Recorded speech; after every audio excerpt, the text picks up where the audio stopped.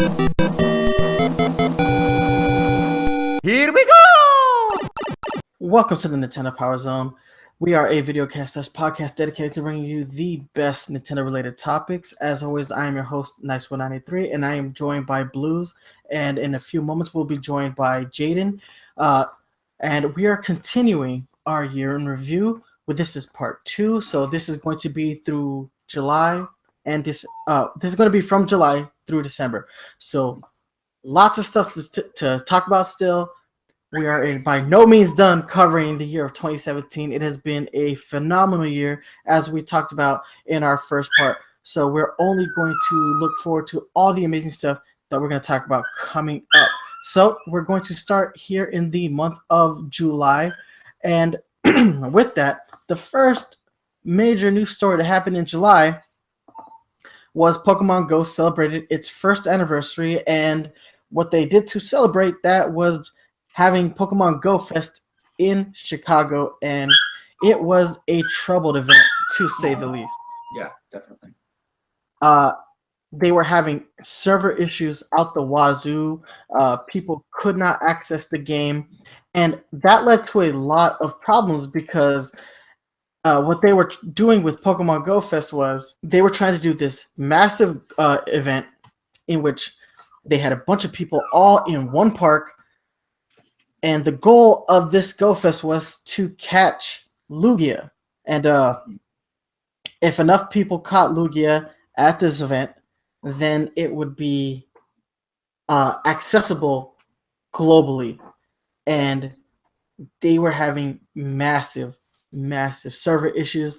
Like, people could not play the game. The president of Niantic, John Hanke, got booed off the stage while delivering his keynote presentation at the event because people were heated that they could not access the game at an event that they paid to be at. Not only that, but this event was broadcast on YouTube and Twitch globally, so people could see the Disaster Fest taking place. This was not a good event for the Niantic or the Pokemon Company or anybody involved in making this event a reality. So this was taking place in Grant Park. It really was a bad way to cap off 1 year of Pokemon Go, especially after the 2016 that the game had. 2016 for Pokemon Go was massive. It was huge in the early going, but then there was a massive drop off too. So like pretty much you're only left with like the hardcore Pokemon Go contingency left playing the game. Like, we've weeded out all, like, you know, the bandwagon hoppers who got the game and played it in the early days. And now we're at this point where it's strictly just the hardcore. So the people who are at this event are the super hardcore because some of them traveled a great distance to be there. Mm-hmm. For this not to work, that was just a travesty. And I don't know whose fault it is. Like, maybe it's Niantic, but Niantic was quick to put the blame on the city, saying that the city's servers couldn't handle, such a large influx of traffic at the same time. Like, this was something that they should have known was going to happen. Like, I mean, and I know that like Ingress has events like this, and Ingress being their like first like big venture into this. Yeah, but the Ingress, community is more niche than the Pokemon community. Like, even though like the people playing Pokemon Go aren't as many, like the Pokemon community does really embrace Pokemon Go, and the Pokemon community is really vast. So this just was a total failure, and I really can't see them doing another event like this in America. I think it definitely was not entirely Niantic's fault either, because they have done events like this, not on this scale, but they should have been a bit more prepared, I feel, after considering the initial launch of Pokemon Go and how they run previous events, etc. I'm not familiar with Grant Park either, but I also wonder if it's like that was the minimum they could get at Grant Park. It's like if in order to get the venue, they had to have a certain amount of people, and like 20,000 was as low as they could get for some reason. I don't know, but Well, I honestly think for this event, it wouldn't have it would have been really easy for them to to do more than 20,000 people. Mhm. Like the tickets sold out for this Yeah, like within 5 minutes. for sure. So Yes. so it would have been really easy for them to, have more people at this event.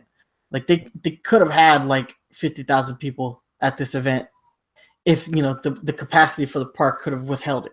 All right, so moving on in July, the next major event to come out of July was the Splatoon 2 Direct, and in that Direct, I think the key highlight of that Direct was that they announced the first Splatfest, Cake versus Ice Cream, and that was going to happen before the game launched. I believe it was a week before the game actually launched.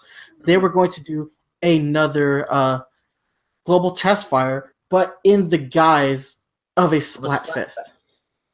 And that was really cool. I do really they tried that, and it was really fun, really cool. That was a really brilliant idea for Splatfest.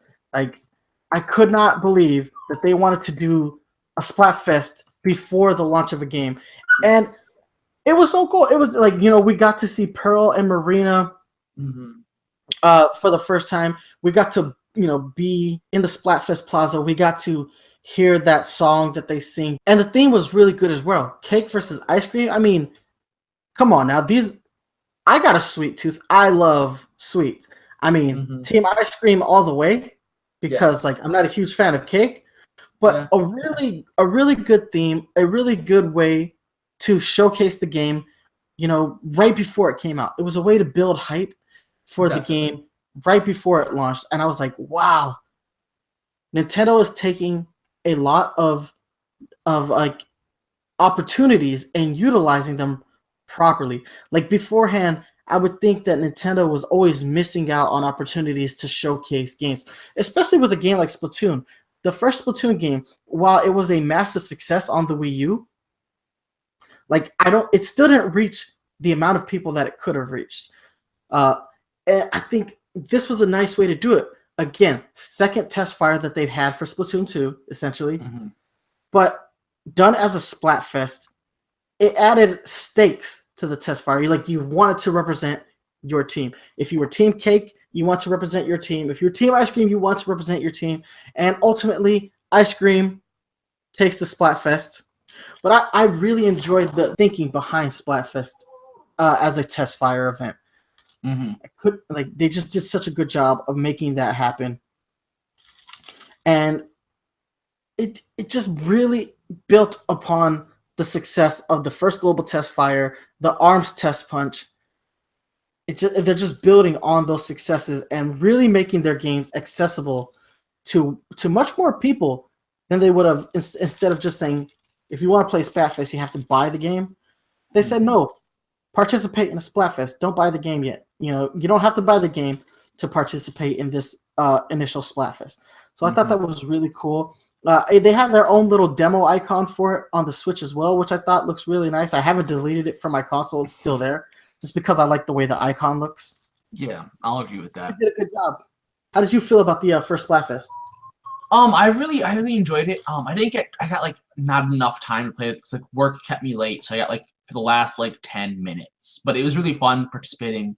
I was Team Ice Cream, of course. And I got, I think, up to rank like I didn't quite get to King.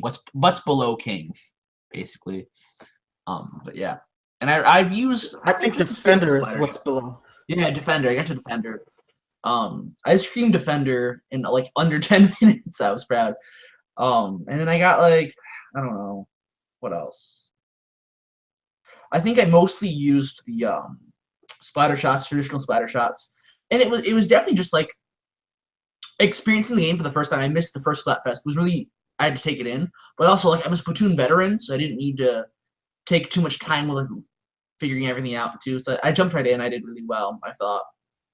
But I also wanted to take a time, like I think now is like a good time in our year-in sort of calendar to mention, because this is what at this point in the year I was really thinking that Nintendo like really capitalized on every single thing that they could, and everything was sort of executed perfectly and built perfectly. Like if the Switch itself was built any different, I feel like it would have, I don't want to say flopped, but not done as well as it did. It's you're taking a very big, risky gimmick with the portable to handheld idea, and by taking that gimmick and it could go either way. If it was done any worse or any differently in any sense, it might not have done as well. I feel like they did a good job of mainstreaming like how games should be played with the whole Joy-Cons thing, and keeping it simple but keeping it very functional and high-end, etc. Like, if it was less powerful than the Wii U, like, where would we be? You know, they didn't have to make it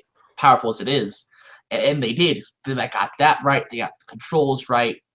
They got how to streamline it right. Everything looks good on how the system was built itself. Launching immediately with Zelda, like every single thing they put out this year was, I think, expertly timed into the calendar and placed into the months so that you have start off with a really big game, Zelda, right? Sort of when that's just maybe leaving players after they beat it. You throw like a not Splat Fest, but the first test fire in there to sort of get attention, draw attention to the game, keep people playing, etc. And then these Mario Kart, blah, blah, blah. And everything just felt like perfectly executed. Once again, going back to the momentum, they've had a very strong momentum going forward. And I feel like when it came to Splatoon, it's like everything was capitalized on perfectly. Like, instead of just making like an extra test fire, they went and made it a Splatfest. They working with McDonald's way back in what was April? Like, everything they could have capitalized on, they did. And I love that. Oh, and it doesn't hurt that they've had a tentpole title every month since the release of the Switch. So we started with Breath of the Wild, then we moved in March. In April we hit up Mario Kart 8 Deluxe. Yes. May we have Street Fighter Super and Street Fighter Disgaea. and Disgaea. June Arms. June we had Arms. And July we had Pokemon was September, September. yeah. July we had Splatoon 2. Mm-hmm. Yeah. So we had the Splatfest a week before, and thus far we've had a major tentpole release every month leading into throughout the year. I'm sorry. Yeah. So they've managed to keep the train rolling, and they're using established core IP with the exception of Arms, which was a new IP, but because of the character design, the stage design, the game design of Arms, it was able to carry them through that month and be successful early on. And I also just feel like having a mix worked. of new IP and old IP is a very good thing to have. Like, if you just go rolling with the tried and true stuff, there's innovation, but you can go so much further with new IPs that aren't thought of or established any sort of way. So new IPs, I feel like, are really crucial for the Switch as well. And we're kind of glossing over like a lot of stuff, but there were lots of indie games to come out for the Switch as well that have done relatively well, because at this point we had like games like Snake Pass that did really well as a for an indie game. And I think that the Snake Pass on the Switch was considered to be like perfect because of the portability aspect of the Switch, where like playing it on the other consoles, you lose that ability. It was like a casual experience. This was fun, relaxing. You control Snake up things, collect the orbs, collect the coins, and it's not something I'd want to just play on a TV all the time. It's something I just want to take with me sometimes, just chill out with wherever, So definitely played Switch's strengths, definitely. All right, so next up, Gamescom in Germany. Pretty low key event. It seemed like, but Nintendo has some little tricks up its sleeve. They didn't just go to Gamescom and show off what they already showed off at E3. I mean, they did, but they also decided to showcase a couple of trailers, and one of them for Arms. And with that, they highlighted their second DLC character, Lollipop, who is like the candy clown, who is obnoxiously and annoyingly cute, who's also she's an annoying character to fight against because she's so defensive. Her shield attack is unbelievable. Yeah, but yeah, so right off the bat, they go to this low key smaller event in Germany, and they're showing off new characters for a pretty popular fighting game that they've released, and a character that is getting a lot of love from the community. Not just that, but they also unveiled her new stage and her new arms. The Funchucks are my absolute favorite arms in the game. They're just so odd. It's like she's a nunchuck wielding clown. Like that's hilarious, and it makes no sense, but I somehow love it. Have you seen the new nunchuck weapons from Dr. Coyle? Yes, the freezy ones. I don't remember what they're called. No, it's like the burr chucks, I think, but I'm not quite sure. Yeah, but yeah, but yeah, like a brand new type of arm that we hadn't got yet, because a lot of the arms are kind of variations upon other arms. So they'll have like a electric. Yeah, the only difference is like their abilities. Element, yeah, or curvature, whatever. Exactly. And I think sometimes speed, but not always. Yeah, speed. Like megawatt versus megaton is electric element but faster. Clapback versus guardian, electric element or reflector. Biff versus Bob. They're both elemental lists, but they travel different speeds and different sizes, I think. Yeah. So that was a cool addition to ARMS. That was a cool announcement for the game. Moving on though, Splatoon got a trailer as well, and they announced a couple of new things for Splatoon. So we had our first brand new special with the bubbler, the bubble blower, which is so OP in Splat Zones. Yeah, Splat Zones especially. I was playing Splat Zones the other day, and I played against a team where they literally all had the bubble blower. Oh no! I was like, "Oh, you guys are so cheap." So happy I beat them. There's no way you can pop all the bubbles before they make them blow everywhere, and then it's just downhill from there. I mean, they still lost. But it was like one of those matches that just wears on you. Yeah, definitely. I see that. They also announced a new stage for all the modes in the Manta Marina, which is nice little play on Santa Maria, and that I actually kind of like the layout of the stage, although it's a very long stage. Like that is definitely like a stage where you want to be playing with somebody who uses beacons. Yeah. Especially in like tower control or Rainmaker, like you want to be able to get fast travel on that stage. Exactly. I really don't like the layout for that stage. That's probably my least favorite layout for the whole any of the stages. I don't know. Honestly. I mean, I like the layout, but it is one of the more tedious stages to play on. Like, I hate the layout. I actually have I think that's the stage that I have like the lowest win ratio on for some reason. Just apparently I'm not good at it. I just don't like it. It's easily my least favorite stage. Oh, and then we got one more addition to the game, and that is the Salmon Run stage. Oh, okay. Yes, sure. Yeah. Well, yeah, we had the Brella, okay. which is like the umbrella that somehow functions like a shotgun. Yeah, I love it. I love the Brella. Shield, shotgun, everything I love. But they also, for as far as stages are concerned, they added a new stage to Salmon Run, and that stage is brutal. I really can't remember what it's called, but it's the one that has the building enclosure. Yeah, that makes it hard to see when the salmonoids are approaching. Yeah, and it's also horrible like because a smaller stage. I feel. Yes, it is, and if you get trapped inside that building, you are just be prepared. Yeah, but that's where the baskets usually are too. So it makes it worse. Yep. It is a very hard stage, but it's a good one. It's like surprisingly as hard as it is to play on the stage. It's fun because of its sheer the minute size that it has. It makes every match, even like in the beginning, that first level, it makes every match feel claustrophobic, and there's always the threat of losing is much more real on that stage, I believe.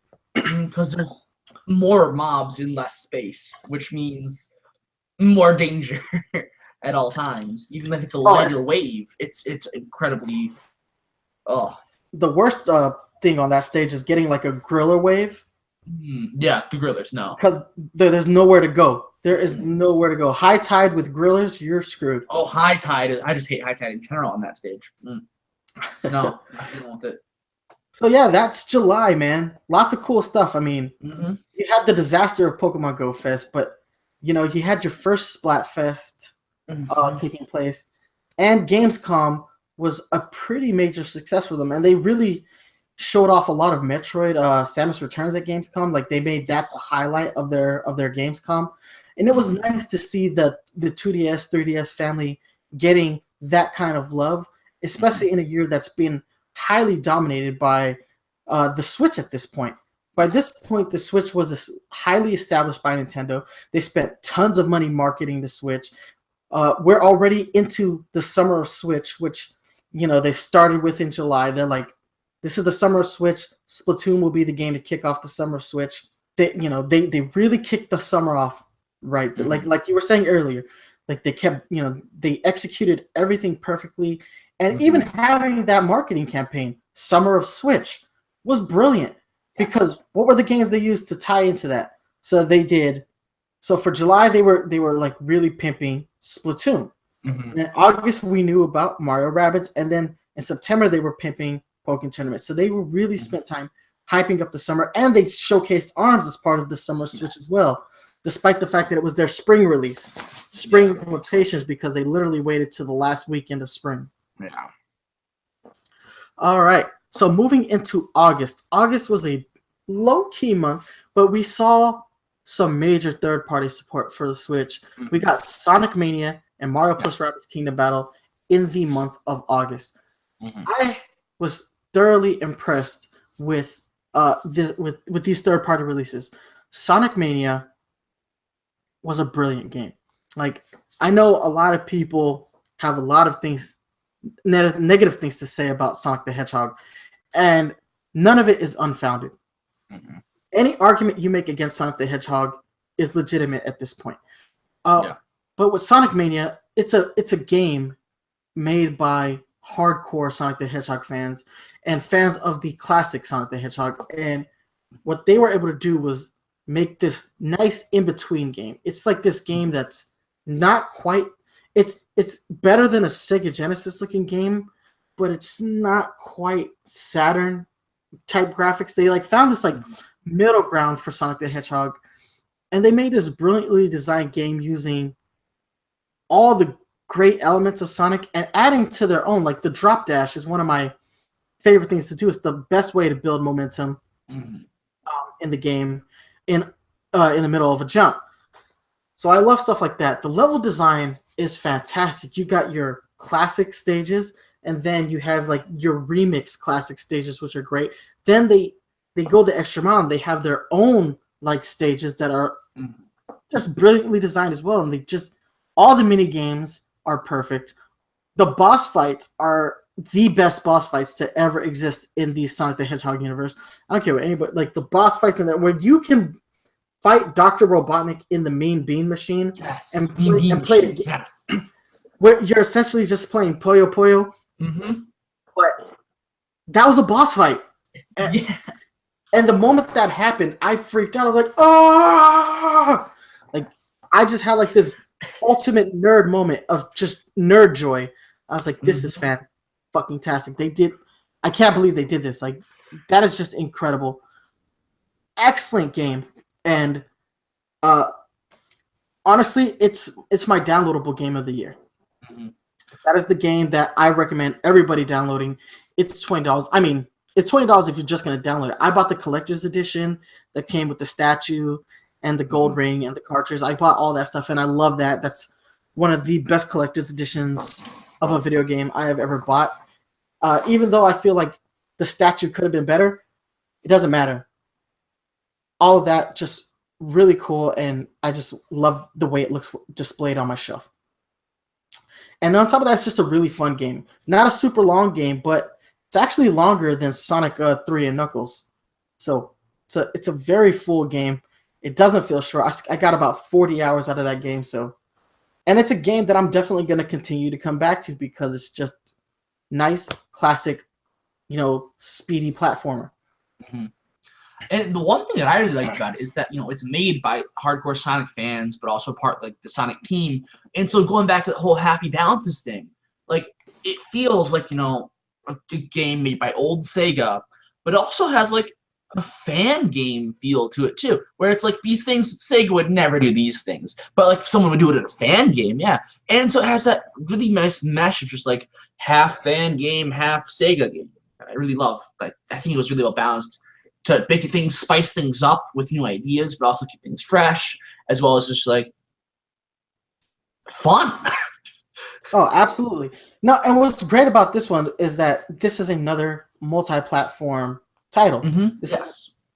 This came out on the Xbox. This came out on the PS4, and now it's out on the Switch. Now, it's not a graphical powerhouse of a game, but it's still like it was a highly anticipated game from a third-party developer that was going to appear on multiple consoles. And when games like that happen, I'm always going to defer to the Switch version of the game for the pure aspect of the Switch's portability. I got a lot of portable playtime out of Sonic Mania. Half of my 40-hour playtime was handheld because the buttons on the Joy-Con, the directional buttons, work fantastically for this game. Yes. I actually think the superior way to play Sonic Mania is with using the Joy-Cons in some capacity. Whether you want to use the Joy-Con grip or you want to play in handheld mode, the Joy-Cons are probably the best way to enjoy Sonic Mania just because of the directional buttons instead of a D-pad. Because the Switch's Pro Controller D-pad, it leaves a lot to be desired. It's not the best D-pad. I know they've corrected it in later iterations of the Pro Controller, but the launch Pro Controller that I bought, the D-pad is touchy. It's not the best, but yeah, I love this game on the Switch. This is the console that it was designed for, in my opinion. It was designed for the Switch, and it's kind of weird that they announced Sonic Forces for the Switch way before they announced Sonic Mania for the Switch. I felt like, why is Sonic Forces coming, which looks graphically like graphically it looked like on the like edge of the Switch's capacity, and Sonic Mania wasn't even pushing the Switch's boundaries whatsoever. No. So I was like, why did they announce this game out there? Whatever. Well, we eventually got it. It's not a matter of graphical, but rather a matter of planning and what their schedule is in development, as well as how it coincides with the Switch in general, their release on other consoles, etc. So it's more business than it's graphics. True that. All right. So the other major game, the game that Nintendo was pimping to us, Mario+Rabbids Kingdom Battles. We talked about this back in June for the E3 section of this year in review. Finally got our hands on it. If it weren't for Breath of the Wild and Mario Odyssey, this would be my game of the year. But that being said, look at the two other games that had to come out to be better than this game. Like, it was in good company. Yeah. Like, if this was the game, like, if we lived in a world without Breath of the Wild on the Switch and without Mario Odyssey on the Switch in the first year, Mario+Rabbids would be my game of the year. It is a fantastic RPG or strategy RPG. I love it. I love the characters in this game, and I am not a fan of the Rabbids, but this game made me a fan of the Rabbids. Really did. Like, they put so much effort on making the Rabbids into likable characters that I want there to be a sequel to this game. I really do. I cannot live in a world where we don't get a Mario+Rabbids Kingdom Battle 2. Just a lot of fun. And yes, the story is nonsensical. And yes, there are fart jokes. And yes, the rabbits still scream, blah! But it doesn't matter because they found a way to make it all work and be fun. And I spent 65 hours in this game. 65 hours in this game, and I loved every minute of it. I liked it even when I was losing. I don't like to lose. But when I was losing, I still liked it, and I loved upgrading my characters. I loved getting new weapons, and this was a really strong third-party title Definitely. from a very passionate development staff. And again, there is no reason why this game should work as well as it does, but it does. And like I said, take away Breath of the Wild from me, take away Super Mario Odyssey, and this is my game of the year. Mm-hmm. All right, moving on to some more litigious news. The first lawsuit against the Nintendo Switch is done by a little company called Game Vice. Who is Game Vice? Game Vice is a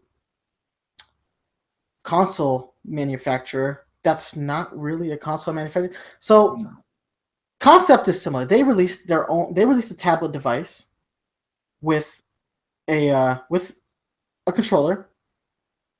This tablet device functions similarly to an iPad or an Android tablet. It's actually running off of Android software. Mm-hmm. So it's got all this like very easy to develop for because it's just operating off of like Google's operating systems and whatnot. Yes. And it has the controllers are removable. The controllers are removable. Yes. The system itself, when it's all put together, looks like the Wii U gamepad exactly. Button placement is the same as it is on the Wii U gamepad. And they're suing Nintendo over the concept. They're basically saying that Nintendo infringed on their copyright and that they want Nintendo to cease production of the Switch, and they want all profits from the Nintendo Switch to be turned over to Game Vice. Problem with this lawsuit: the NVIDIA Shield predates the Game Vice device, and the Nintendo Switch is built in conjunction with NVIDIA. And it's running off of the NVIDIA Tegra chip. Mm-hmm. This whole device is being built on NVIDIA's infrastructure. So they, in no way did they infringe on the patent that Game Vice has. Mm-hmm. Similar concept, but execution is completely different. With the Switch, the controllers are autonomous. Each one of the Joy-Cons functions as its own controller. With the Game Vice setup, it's one controller. I honestly think this is the stupidest lawsuit to ever be levied against Nintendo. And Nintendo has a long history of, lawsuits. Yeah, they've been sued since forever. The first one being Universal Studios sued them over the rights to Donkey Kong, saying that it infringed upon King Kong. There's been lawsuits over the DS's touchscreen. There's been lawsuits against the Rumble controller, lawsuits against the Wiimote, lawsuit after lawsuit after lawsuit. Like, Nintendo lives in court. Yeah, they live in court. I think, and then when we broke this news, they had recently lost a lawsuit over the DS or the Wii. The DS. It was one of the two. I think it was the Wii, because it was the lawsuit over the motion controls in the Wii remote, I believe. But there was also like a big breakthrough on one of the other ones. So it was like there was a decision about either the 3DS or the Wii U. Yeah, they won the 3DS lawsuit, and then they lost the Wii lawsuit. Mm-hmm. And then there was like headway for another lawsuit, and then this one started, I believe. Yeah, they got their first like cease and desist order, which obviously Nintendo said, "Fuck that, we're suing you back." Yeah. It's been really quiet on that front though. Like, since the initial announcement of the lawsuit, Nintendo hasn't really released a statement on it. True. Yeah. Like, there's been no major statement against from Nintendo against Game Vice, and Game Vice hasn't really said anything to the media. So I guess we're just waiting to see how things play out in court. It really doesn't matter, and it really doesn't matter because the way this is going to go down is like every other Nintendo lawsuit. Either Nintendo's going to win or lose, and then they're going to appeal. If Nintendo loses, they'll appeal. If Game Vice loses, they'll appeal, and this will keep going and going until it gets to the Supreme Court, and the Supreme Court will decide whether or not to take this case. And from there, if they don't take the case, whatever decision is final will be upheld. Mm-hmm. And if they take the case, well, then it's just another day in paradise in Nintendo court. And this will take years to play out. This will take years to play out. And by the time by the time all said and done, the Switch might be done. Dead. And onto a console. That's just how lawsuits with Nintendo just tend to go. Yeah. Any other major thoughts on the Game Vice lawsuit? I think it's a noble attempt to at least try and sue for something. I feel like they know that they're not gonna win, but they could at least attempt to leech off of it. And I feel like that's what they're going for more than just actually winning. I think talk a hard bargain, start big, like we want all Switches dead, we want all your profits, just all of it. And then they could negotiate it down if potentially. But always start high. So they start as high as they could possibly go, I'm assuming. And work their way down and then either lose and then, oh well, what, we got notoriety for our system. Cool. Bingo. And then like Nintendo's just gonna say, well, you know what, you can do that. We're just gonna stall you out in court, and because you can't do anything on this front until we have successfully stalled you out, and then we're gonna be moved on. And it's a very tried and true sort of system for this lawsuit. It's been seen and done 1,000 times in terms of copyright ideas. Well, it kind of makes me wonder: would this even be an issue if the Game Vice itself, the Game Vice device, would it have been an issue if the initial device had been successful? Because this is the problem.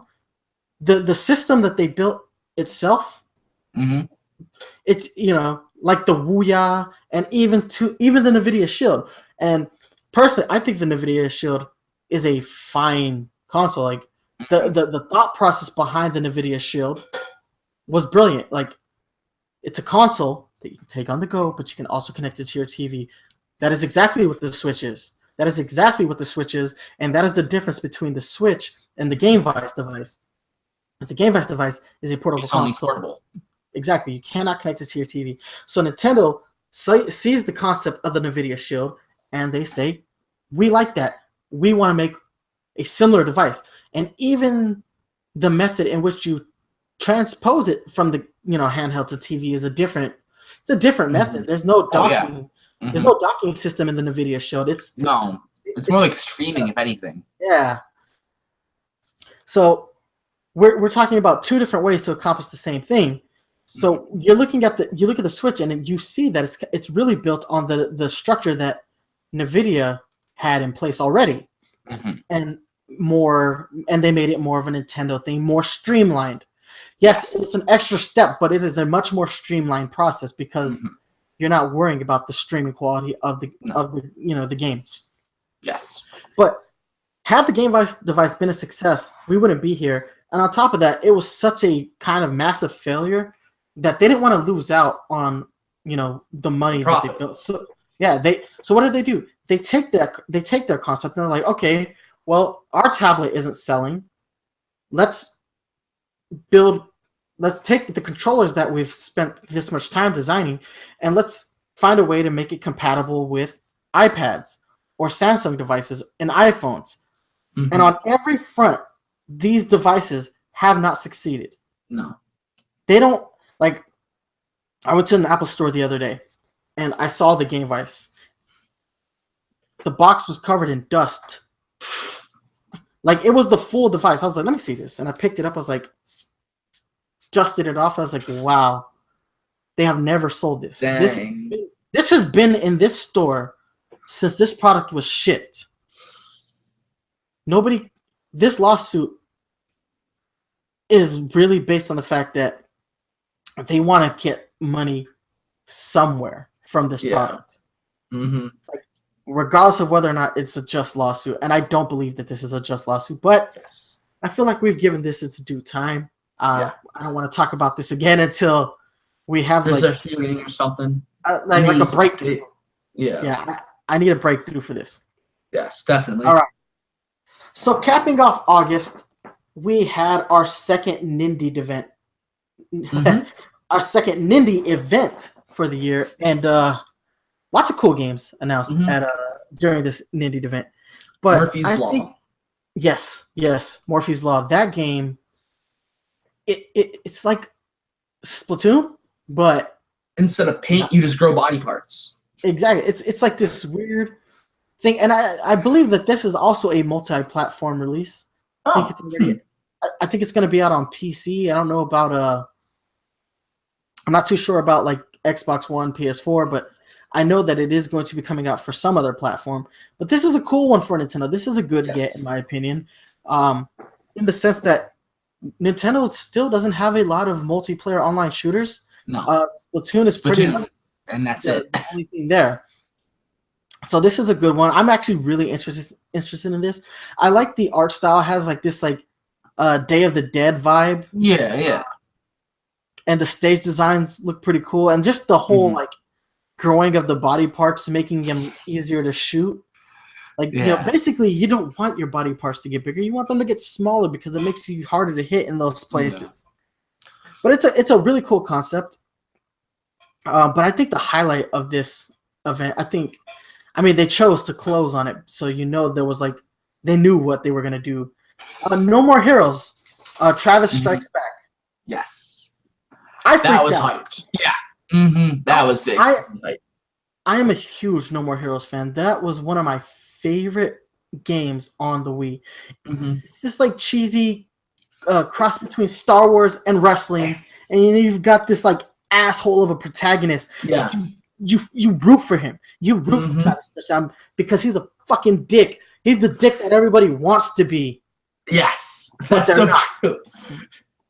Travis Touchdown is the asshole that people want, that they want to be on the inside, but they don't be that guy.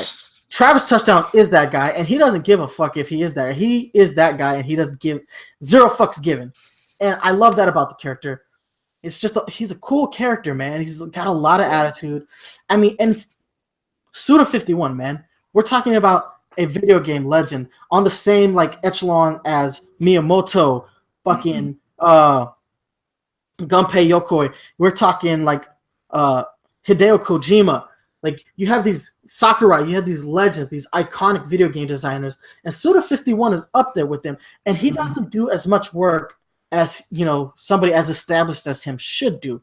Like, his titles are very he did something smaller for the PlayStation, but I think the last game that he actually directed were the remakes of No More Hero for the PlayStation and Xbox systems. That was last console generation. Yeah. And how much work did he really need to do to port those games over? Not much, I'm assuming. So it's awesome to see him coming back, and as an independent developer, because the No More Hero. If we think about it, the first two No More Hero games were published by Ubisoft. Yes. And now he's completely independent with Grasshopper Studios. Nobody to appease but himself. Yes. So he can make the game that he wants to make. But on top of that, he's got this like grand scheme to like work with other indie developers to include their characters into this franchise. Hotline Miami. Yeah, if you're a fan of No More Heroes, you know that video games play a major they play a major part of the game. So to see him work with other indie developers to incorporate them into a No More Heroes game, it doesn't matter that this game isn't officially No More Heroes 3. This is a No More Heroes game, and Travis Touchdown is back, baby. And I love it. I am loving it. That was my biggest freak out of 2017 was the announcement of No More Heroes Travis Strikes Back. And I have been on top of every news article for this game. I stayed up watching like highlights from like the Nindy event that they did in Seattle. I was on top. I was like, oh man, I want to hear everything about No More Heroes Travis Strikes Back because I am on board with that game. It's so that two was my a friends really cool way Two of my Go friends ahead. who just like were never gonna get a Switch because they're like nothing appealed to them. I told them about Travis Strikes Back, and they're like, okay, I'm getting a Switch just for that. and so it's in theory it could be a system seller even as an indie game, but it's just that good though. Well, the thing about the thing about No More Heroes is very, very similar to the Bayonetta franchise. Yes. It feels like these characters are tied to Nintendo without actually being, Nintendo IP. Oh, for sure. And I know the first Bayonetta game it was made by Sega, and it was on the PS4 and the Xbox. But from Bayonetta 2 onwards, it's been Nintendo pretty much. It's been exclusive to Nintendo because Nintendo put the money behind it. When they needed a developer, Nintendo said, "We got you, Platinum Games, because we like the games." Because Nintendo and Platinum have a very nice relationship with one another, so Nintendo fronted the bills on that, and we got this franchise that is epic in the Bayonetta series. But like Bayonetta, Travis Touchdown feels tied to Nintendo with his because the Wii on game. the Wii. Yeah, and I know those games came out on they got ported to the Xbox, but years they weren't later, the same. Yeah, they didn't have the appeal, the attention, the sales, or anything. Yeah, and even the motion controls, the waggle was was in the PS4 version if you had a move. Yeah. But let's be honest, who has a PlayStation Move? No. Right? Everybody raise your hand if you have a PlayStation Move. Nobody? Okay. Only PSVR users. Wait, not even them? Damn. No, I mean, you're not wrong. I have a PlayStation 4 and VR, but I don't have the Move. Everything you said is true. So, no, but yeah, the characters in No More Heroes, well, the ones that survive those horrible, bloody games. Oh, for sure. They feel ingrained in Nintendo culture. Yeah. So that's what made this Nitty's event so special, was that, like, you had this character who'd been absent for a while, similar to characters like Samus and Kid Icarus. Pit. I was going to say, Pit. That E3 event, sorry to keep you waiting, that reaction was so just pure. It's like, sorry to keep you waiting. He swoops in and just the hype, the excitement, the long-awaited return, and it looked beautiful. It was that moment, like, to see Travis come back, that just felt awesome. And, dude, the moment that trailer started, I knew it was No More Heroes. The cell shading, the Batgirl and her dad, and then, he's like, put the gun down. I'm gonna fucking kill you. I'm like, that's Travis. Then, just for the sheer joy and confirmation of it, the sword lights up, and then there's that clash, and I'm like, oh yes, Welcome back, Travis Touchdown. I can't wait till 2018. I can't wait to get my hands on that game. No More Heroes, Travis Strikes Back. Surprise moment of 2017 for me. That was it. That was my highlight surprise moment of 2017. Going back to just telling that it was No More Heroes from the cell shading. I knew it was, and I wanted it, but I also was can we also get Red Steel 3? I would be down for Red Steel 3. Red Steel 1 wasn't good, but Red Steel 2 was amazing with the Remotion Plus. I loved it. And I'm waiting for Red Steel 3. Red Steel 2 didn't feel very complete. It was very short, and I would love to see what they can do on the Switch. So Ubisoft, if you're listening, get to it, all right? All right. So let's go ahead. And Mario+Rabbids 2. Yeah, that's Mario+Rabbids 2. I'm on board with that. All right. So moving into September. September was an eventful month for me. Really eventful. I live in Florida. I had Hurricane Irma to deal with. Not just that, but initial projections of Hurricane Irma was that it was going to go up the Miami coast and go that way. And then that bitch swung the other way towards Tampa. And I'm like, oh, damn. So, yeah, September was an eventful month for me. And then something else happened. I'm not going to disclose it here, but something tragic happened. in my family, and I had to leave that month, and I had to go out of town. And I was in North Carolina for about a week. And Nintendo had a direct during that week. I did get a chance to see the direct from where I was. It was a very good direct. So this direct was pretty focused. We saw Xenoblade 2 in a larger capacity. I think this was the best capacity we had seen Xenoblade in this point. This was the point in which I realized I wanted Xenoblade 2. Up until this point, I was skeptical, and I did not think it would meet its release date. I did not think that it would make it, because they said it was coming out in 2017. No firm release date. This is the thing that got me on board with it. This trailer was gorgeous. The voice acting was actually not bad, especially after the debacle of Xenoblade Chronicles. The voice acting in that game, still not like my absolute favorite. We got to see Octopath Traveler from Square Enix. Super hype about this game. This game, it's like gorgeously retro, yet somehow as diverse and high definition as other games of this console generation should be. Mm-hmm. There's just something brilliant and beautiful about this game that I just really, really like. So I was extraordinarily happy to see that. And they announced the demo for that game, which I love that demo. Yes. I just love that demo. And I just can't wait for that game.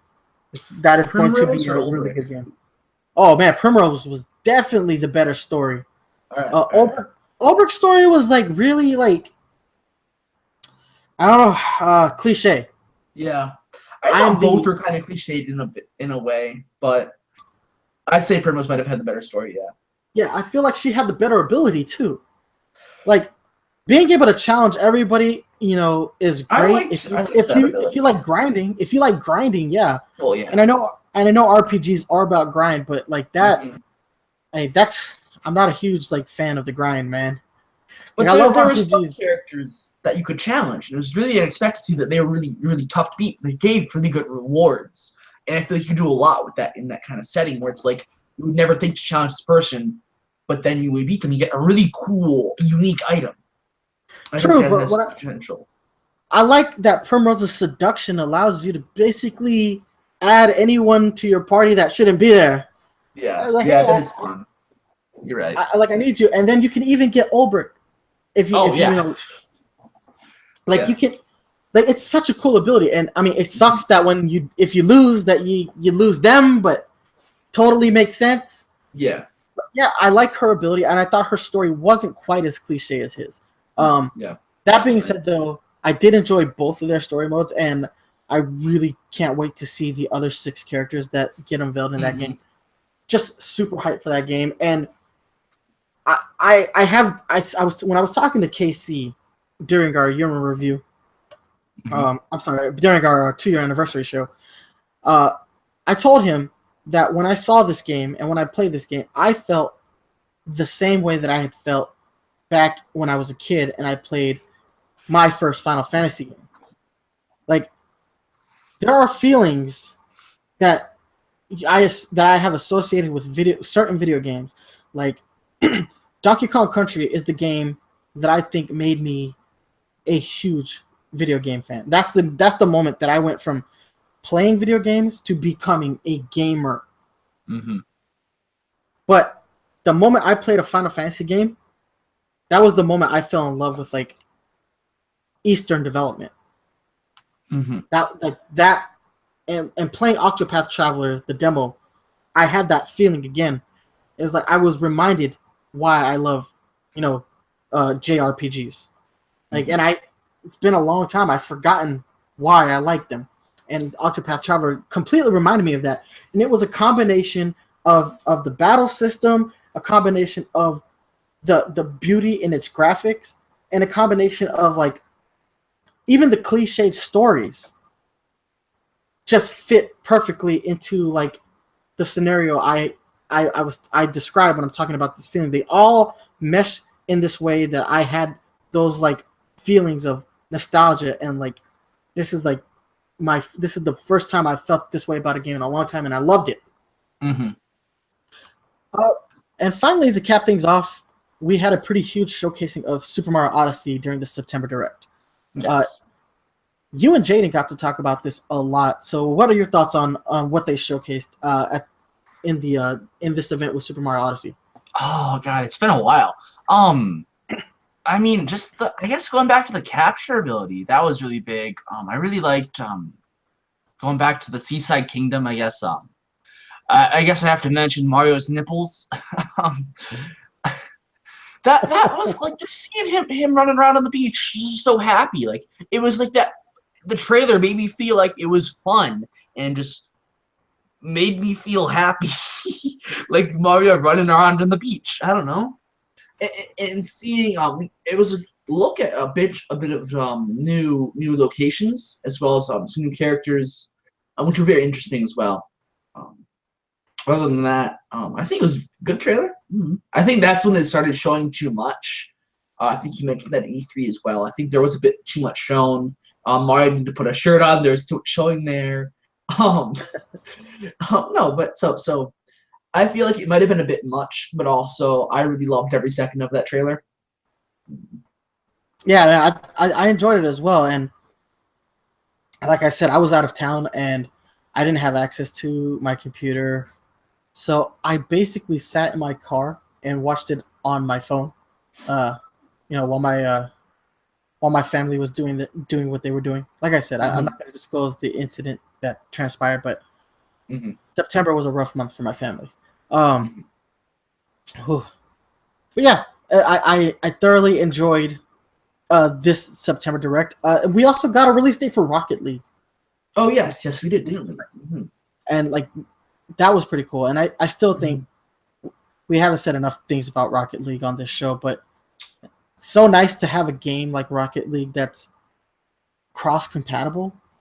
Like with the PC and the Xbox version, it is actually really nice to have that. It's a shame that Sony, out of all these companies, is the like lone holdout. But they're citing that their infrastructure isn't like we have our own infrastructure and we have our own safety guidelines, and I'm like, you just don't want to play nice. Yeah. You just don't want to play nice.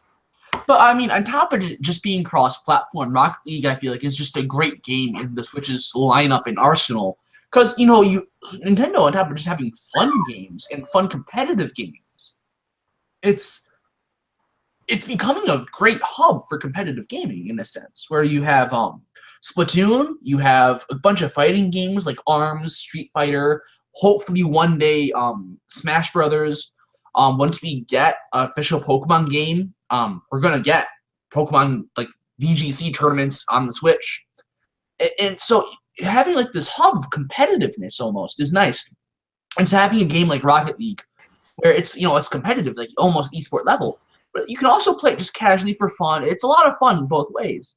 Oh, of course. And then you also have the added like portability again, but then you have, with that portability, you also have the ability to play handheld local multiplayer matches with up to 8 consoles. That's again, that's like, it's fucking brilliant, man. Like, I know graphically it won't be the best version of Rocket League, but like as far as like accessibility, it might be the best version of Rocket League. As well as just like having it is nice as like part of the Switch's lineup, just it being there. Cool. Yeah, it's definitely one of the better gets for Nintendo as far as third party and indie games are concerned. Yeah, especially in terms of the balance in the competitive and casual world it has. Like Overwatch or a MOBA like a League of Legends, that might not be as casual but more competitive. But Rocket League is a perfect balance of both. Oh, to go back to the Nindie Direct in August, we're also getting a MOBA. Oh yeah, we are, aren't we? Shoot, we're getting a MOBA for the Switch. Yeah. Oh man, give me a second. I'm gonna look this up. I feel bad for completely forgetting this game because we were getting a MOBA, weren't we? Arena of Valor. Yeah, that sounds right. Yeah, we're getting our own MOBA on the Switch, which, like, look at what better than. excuse me, look at what the Switch is becoming. Like, Yeah. it is becoming, like, as you said, it's this hub for esports. It's already a fighting video game hub as of right now, because you have Street Fighter, Pokemon, you have one day like, Smash. It's not long before we get a Smash game. Then you already have your competitive online shooter in Splatoon. Morphe's Law, if Morphe's Law is any good, which I believe it will be, you have another game that will Rocket be League. Rocket League. Mario All Kart could be tournaments organized, not competitive esport, but Mario Kart's a fun competitive racing game. Turn items off and it becomes a legitimate racer. Yeah. I mean, it kind of strips away the fun of Mario Kart, but that's what the Smash community has been turning item off for years. Yeah. So it's turned a party game into a competitive fighting game. And Mario Kart, if you turn off the items and you reduce the luck factor of the game, it becomes a completely skill-based game. I mean, now granted, the skill set that's required to play Mario Kart is nowhere near as high as it needs to be to play Smash, because the game kind of auto drifts for you. Oh yeah, definitely. Well, I mean, we'll eventually get some other competitive racing game, I'm sure, too. But for now, we have Mario Kart. Exactly. No, but yeah, like, we're getting a mobile. All these games feel right at home on the Switch, and that's and I think that's kind of the highlight of the Switch, is that all these franchises, third party, first party, they feel like they belong on this console. Yes. All right, so to cap off September, we had the launch of the SNES Classic Edition. Again, like the NES Classic Edition before it, hard to find. And they took pre-orders on this device. So a month before, they took pre-orders in August. So funny story about that. I got to GameStop. I was the 10th person in line. And then the line was much longer after me. After I got to the front of the line, I want to pre-order an SNES Classic. Okay, bring me up. That was the last one. The GameStop employee shouts out, points at me. We have no more pre-orders to take. Never left the GameStop so fast in my life. I was like, you must run before I get beaten or bribed. They only had 10 pre-orders available for the SNES Classic Edition. Now, granted, that's crazy. As a whole, it has been a lot easier to get a Super NES Classic Edition. They have been trickling them out pretty consistently. Like, it's a slow trickle, but it's at least consistent. Yeah, they've been very consistent with releasing them. I see them everywhere I go. Yeah, not very many. When I do go, but I see them like one or two at a time, never more than 2 or 3. Yeah. So it's, but they're available. So, but what I like about this was it's basically turned a scalping market for this particular device, and just like turned it on its heels, because you can't really resell Super NES Classic the way you could an NES Classic Edition, which is nice. Yeah. On top of that, finally got to play, like we were saying earlier, got to play Star Fox 2. Not a great game, but still, I enjoyed it for what it was. It was better than Star Fox Zero, though. Not by much, but it was better than Star Fox Zero. I would also, on the topic of stocks for a second, though, like around the time that Mario+Rabbids came out is when the Switch stocks started getting a lot better. Yes. September got a whole lot better. Oh yeah, it's like they I think they rectified like the screen shortage that had taken place. There was Apple. Yeah, I think maybe they found another source for their screens. Maybe they said they worked something out, so whatever that means. Back early in the Switch's lifespan, we're talking like within the second month of the Switch's release, there was a report that part of the reason that Nintendo couldn't meet demand of the Nintendo Switch was due to the fact that the manufacturer of the screens of the Switch was experiencing a shortage, because that same manufacturer also makes screens for Apple and Samsung, who are the largest cell phone manufacturers in the world currently.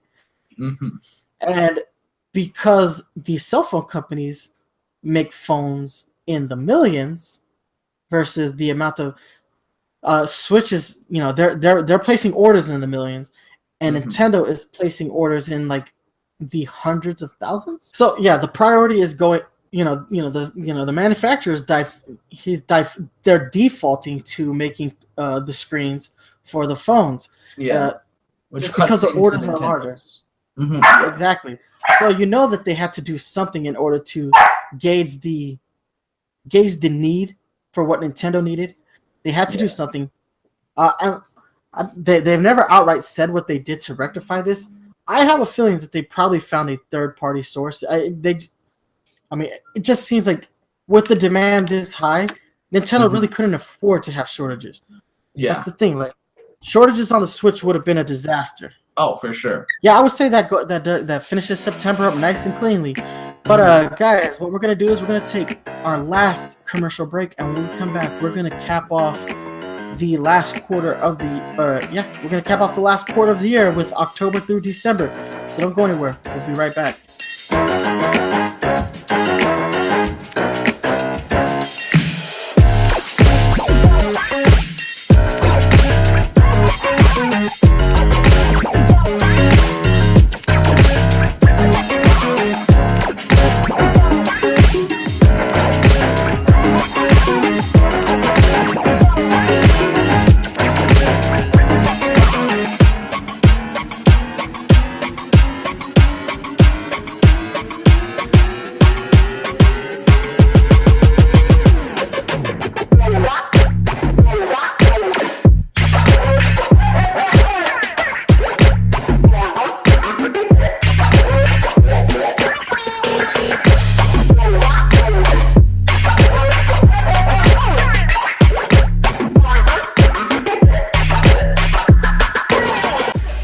All right, welcome back to the Nintendo PowerZone, guys. So far, we have covered from January all the way up to September. So we're going to kick things off with October. But before we start, let's welcome Jaden to the show. Blues had to go ahead and slide out, but this is a year in review, so there's no way I'm doing this show on my own. So we went ahead. We got Jaden in on the show. How you doing, man? How was your Christmas? Pretty good, pretty small, pretty busy. You know how it is, lots of family. But other than that, been really looking forward to doing this segment of the show because October, November, December, we saw a lot of things happen in a very short period of time. So it's been pretty exciting. Oh, yeah. That's kind of been like the story of the year. It feels like from week to week, it's just like one big thing after another, man. Like, as a podcaster who specifically focuses on Nintendo, I will say that this has been the most exhausting year for me. This is going into my third year doing this. The first 2 years felt like a breeze. This year has been like, oh God, I need a break. But it's nice to have the new additions to the show. Like you guys joining back in August, has really taken a lot of pressure off of this mounting storm of Nintendo stuff. All right, but moving into October, I woke up early October to find out some pretty shitty news, and right before the release of a major game. So the Nintendo Creator Program was killed off on YouTube. So they basically said you can no longer stream Nintendo games on YouTube. They were going to flag you if you did. You would get no profits off of that, which kind of sucks, and it leaves Twitch as the only streaming outlet for Nintendo games. It makes it hard because as of right now, the majority of our audience is personally on YouTube and on iTunes. Obviously, YouTube is not anywhere as big as the support that we get on iTunes, but this hinders a lot of what we can do on YouTube, and it's not just us, it's other content creators like the Switchcast or the Nintendo Power Couple or Game Explain or all of this. And this all stems from Mario and Luigi Superstar Saga being leaked and being streamed all on YouTube. So Nintendo decided to crack the whip, as they say. So they're limiting the amount of review copies that they're releasing to the general public.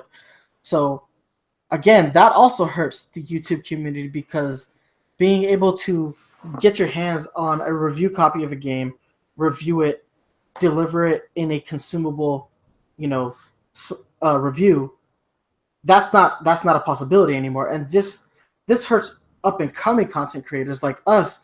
Like, we've experienced a pretty big growth over the course of the year, and for us to see a brand new hurdle, that's kind of disheartening in a sense, Yeah, in a way. Although I think there's an argument to be made against even needing physical review copies anymore, because a lot of the times people don't even these big reviewers, they don't really finish the games, and so I noticed that Nintendo's been doing a lot of demos on the eShop. So I think that might be the path that they're trying to go, which would be kind of cool. It would make things a lot easier. So especially for us, because then we can say, for example, we could look at the Octopath demo, or Square Enix is releasing this new game, Lost Sphere or something like that, which is a demo on the Switch that I've been meaning to look into, but I haven't had a chance to do so yet.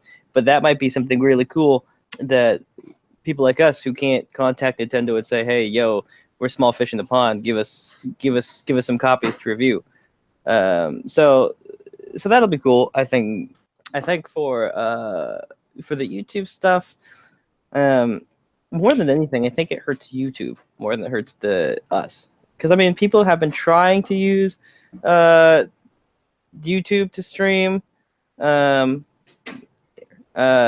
but Twitch still seems to be the big one, and I don't think it's going to change anytime soon. I know Google and YouTube have been trying to get into the business, but they're also facing the battle on two fronts.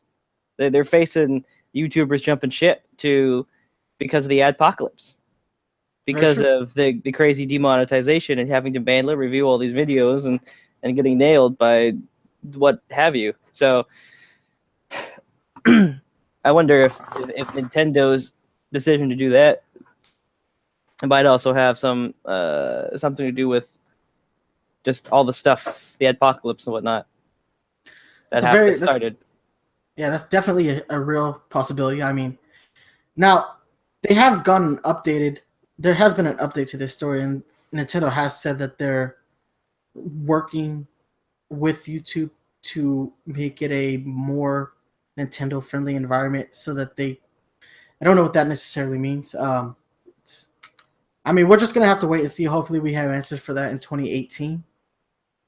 I mean, but that was just a very strange way to wake up, check my email, and that's sitting there in the inbox. It is what it is, though. But yeah, the weird other thing too is that specifically they mentioned streaming content. I don't know how hard it's hit people who have done like reviews, where they pull segments of games and they use them in something else. I don't think they've been hit as hard, but I can't really say from experience. I mean, because we haven't been hit super hard, but then again, we haven't pulled as much content the way some other YouTubers have. So it's hard to say. Yeah, and that's strictly because of we have a different type of social interactivity with our audience where we're visible presences on this podcast. Like, we make ourselves known entities. People see us, they hear us, they see the looks on our faces, they see our thought processes. I think that's a little bit more important.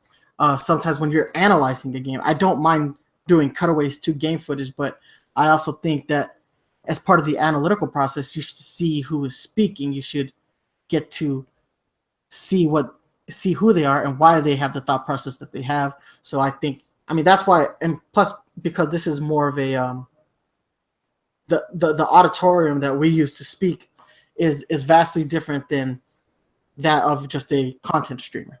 Agreed. All right, but moving on to some better news. Nintendo Switch updated to the 4.0 software in October. There was a lot of cool little things that got added here. I think the thing that everybody wanted to really focus on was the capture function got opened up to record 30-second clips. I know a lot of people like this, but for me, this was a miss.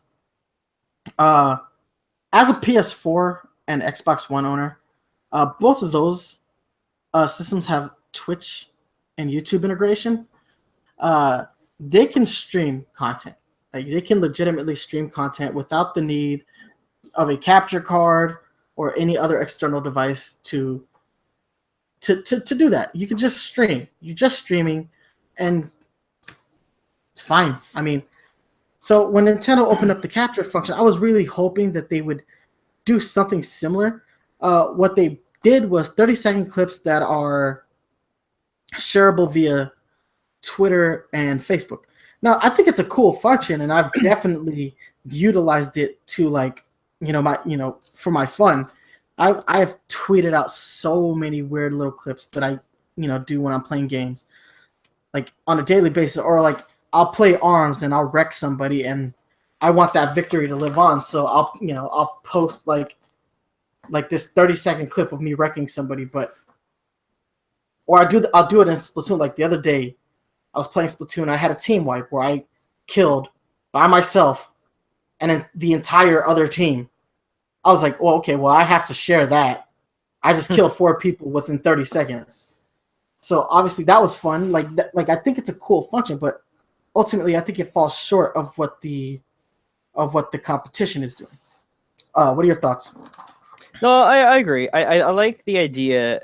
So the 30 seconds makes it perfect for memes. I've seen a lot of people pull like 30-second clips from Breath of the Wild where they're right about to die, and they'll do the JoJo's Bizarre Adventure roundabout cutaway, the to be continued, which if you haven't seen, there's a whole bunch of those videos which are super funny.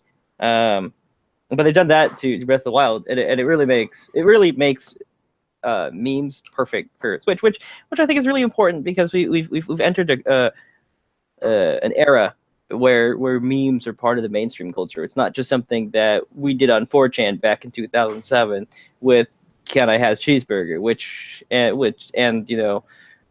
Motivation Wolf and Bad Advice Dog. Like that's what we had back in the day, and the fact that now it's evolved to this sort of memery is really interesting. And for Nintendo to get in on that, it's kind of a way to make themselves continually relevant. It does hurt. It's like them embracing the death stare. Yeah, exactly. That was really solid. Whoever they got to do that on their team, props to them, because they did have a choice to say, no, this is dumb, we should try and distance ourselves, but they embraced it. It was really, really smart. But I do kind of wish that we could have a built-in streaming function with the Switch device, but on the other hand, I'm like, I have a capture card, so it doesn't really affect me. So yeah, but I don't always want to connect everything to the computer. Yeah, no, I know what you mean. Like the tediousness of connecting a capture card kind of sucks. Yeah, no, I totally know what you mean. But it would be nice. The one problem, the big problem I have with the 30-second capture is it's only for certain supported games. It doesn't work for everything. Like there's one of my all-time favorite games, and I totally acknowledge that it's not a great game. It's one of my guilty pleasures, is the Dragon Ball Xenoverse 2. It's a lot of fun. It's not a great game. I wouldn't give it a 10 out of 10. I'd probably give it a 7.5 or 8 out of 10. So it's a good game. But I'm also kind of biased. But anyway, there's been a couple of times where I'm just like, oh, that was a really cool combo segment. I wish I could capture that, even though it was me being bodied. So, and I can't do it because it only seems to work for a number of supported games. So I wish they could have expanded that function to support any game. That would have been the most ideal way to handle that. See, right now it's my understanding that it's up to the developer of the game to add that support in.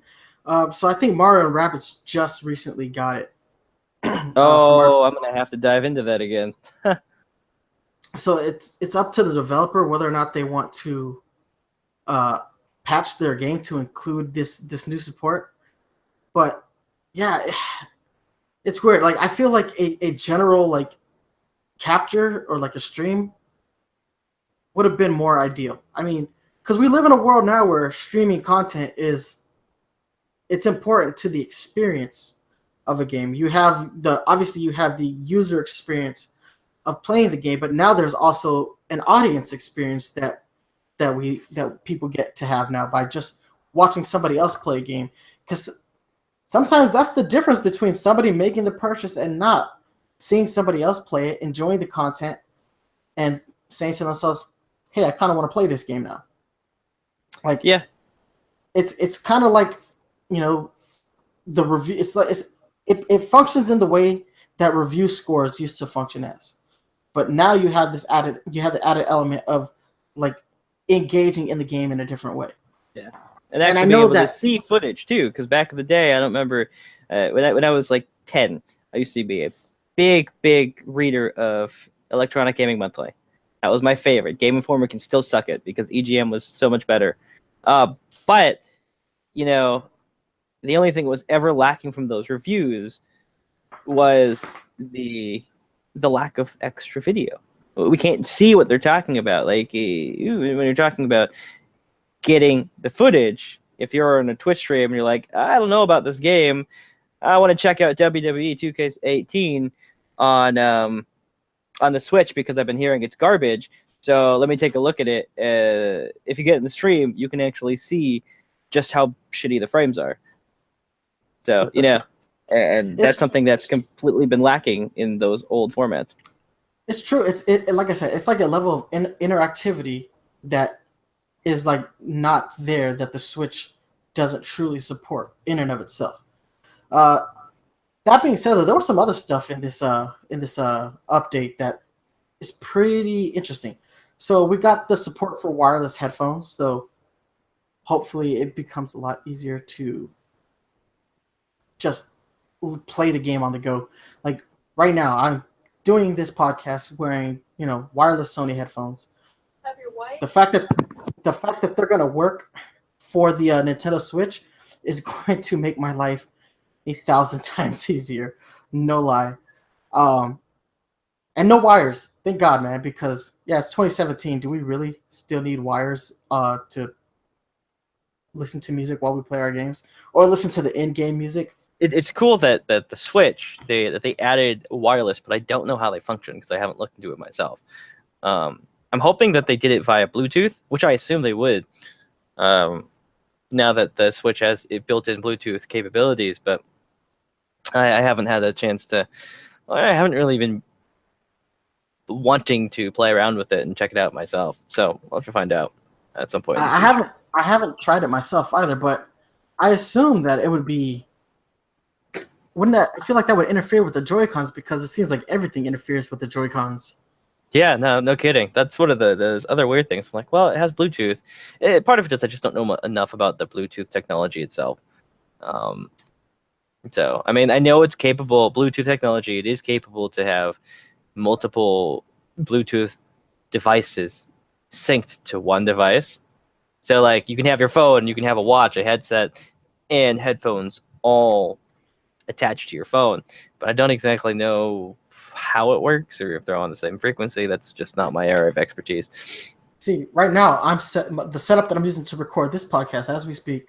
I have a Bluetooth mouse, Bluetooth keyboard, and I'm wearing Bluetooth wireless headphones, and they all seem to be working fine with each other. I haven't had any like major drawbacks from this as of yet, but I don't know.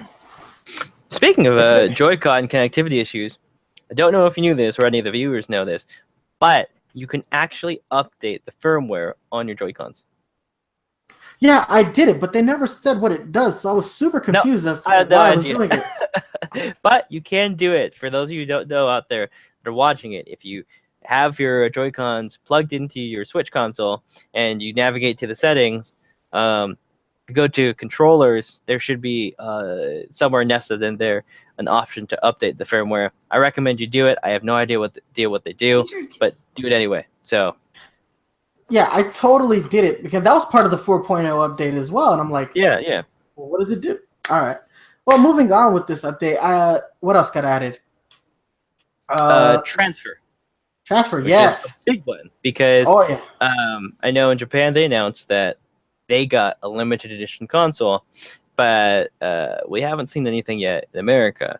But what that means is that so I'm a big sucker. I'm a huge mark for limited edition Nintendo consoles. I have 8 different 3DSs, and they're all limited edition. And Well, so I'm probably to make gonna matters drop worse- money. Huh?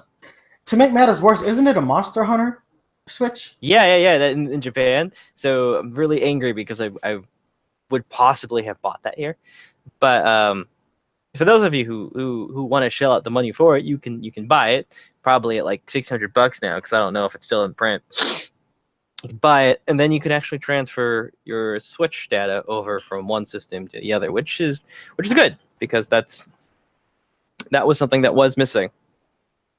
All right, and finally, yeah, that's a big one too. By the way, like let's not underestimate that the Switch is actually a pretty fragile Nintendo console, and having to transfer might be useful in the future. Yeah, no kidding.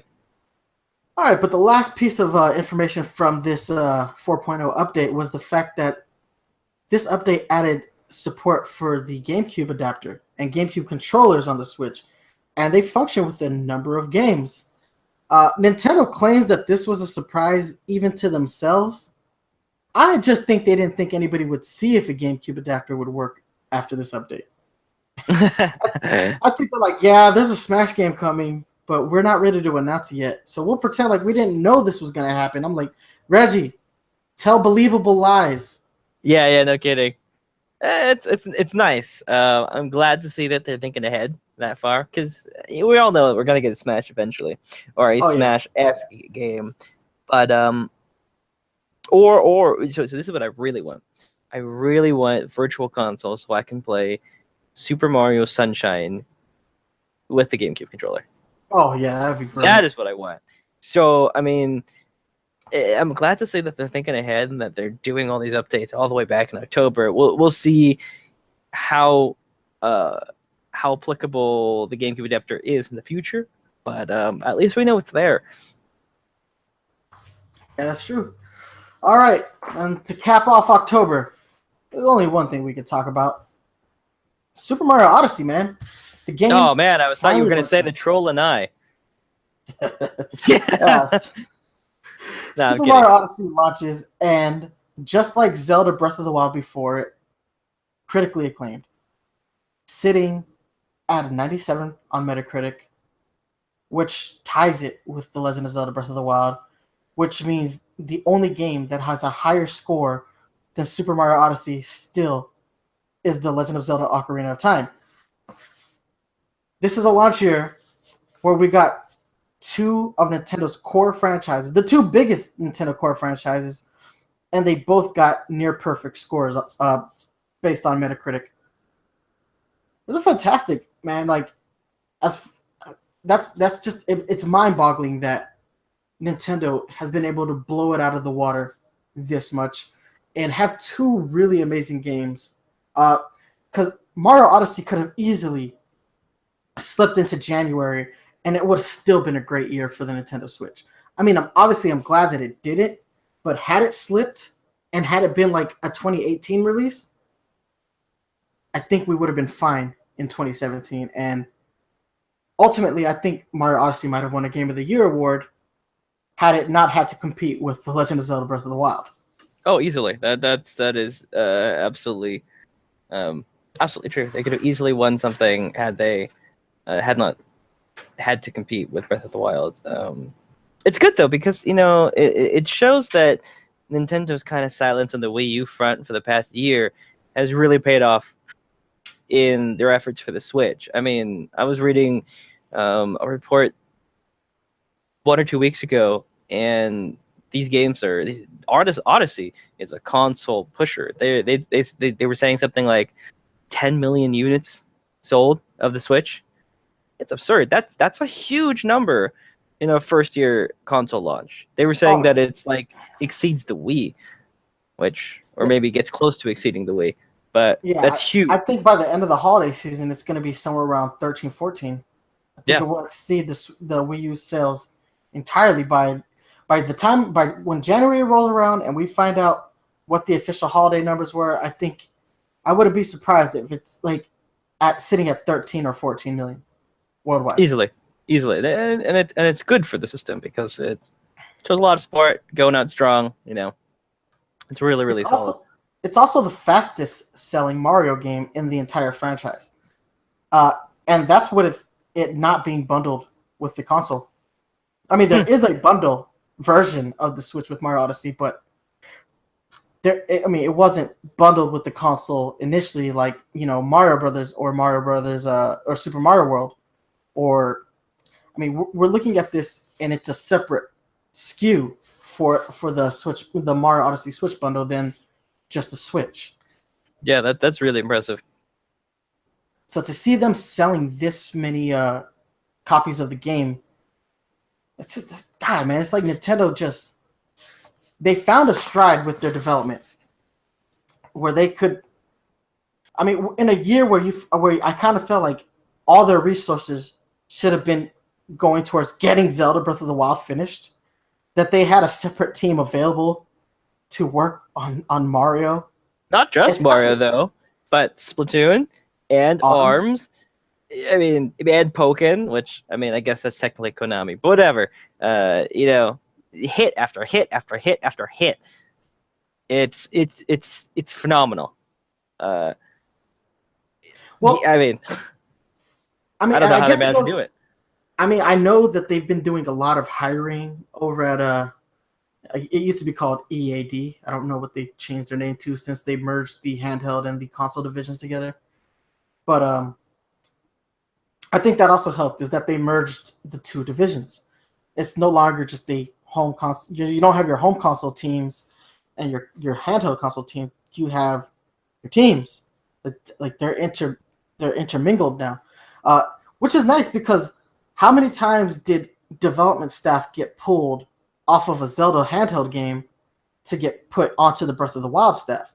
Like that's the reason why it took so long to get A Link Between Worlds or Majora's Mask 3D was because they kept taking people off of the development of those games and they moved them over to Breath of the Wild's development. So both of those games got major delays. I mean, they came out and they're brilliant 3DS games, but they would have been out much sooner if they weren't dividing their attention between two different games. And now they're just one team working on all these games. It has to make life at Nintendo easier. Like, I will say this, since Kimishima's been president, a lot of the restructuring that he's done has made a lot of sense for Nintendo. Well, it seems to be paying off big too. Yeah, and it's, I guess it's like the major difference between the Kimishima era and the Iwata era is that like delays aren't really acceptable anymore. Hey, I'm not complaining, man. I mean, this is a year with a Xenoblade game IP, a returning fighting game IP in Pokken, a Zelda game, and a Mario game. I mean, this is like a fantastic year, so I'm not complaining. But yeah, Super Mario Odyssey's launch was pretty big. I mean, Nintendo did all the right things leading up to it for this game. Focusing their E3 pretty much on Mario Odyssey, really doing a lot to hype the game up. I think they couldn't have done better by the Mario franchise. It's like I said, it's kind of a shame that it's not going to win a Game of the Year award because it's competing with an equally brilliant game, one with a slightly more unique storyline available to it. But that'll finish up October, I believe, right?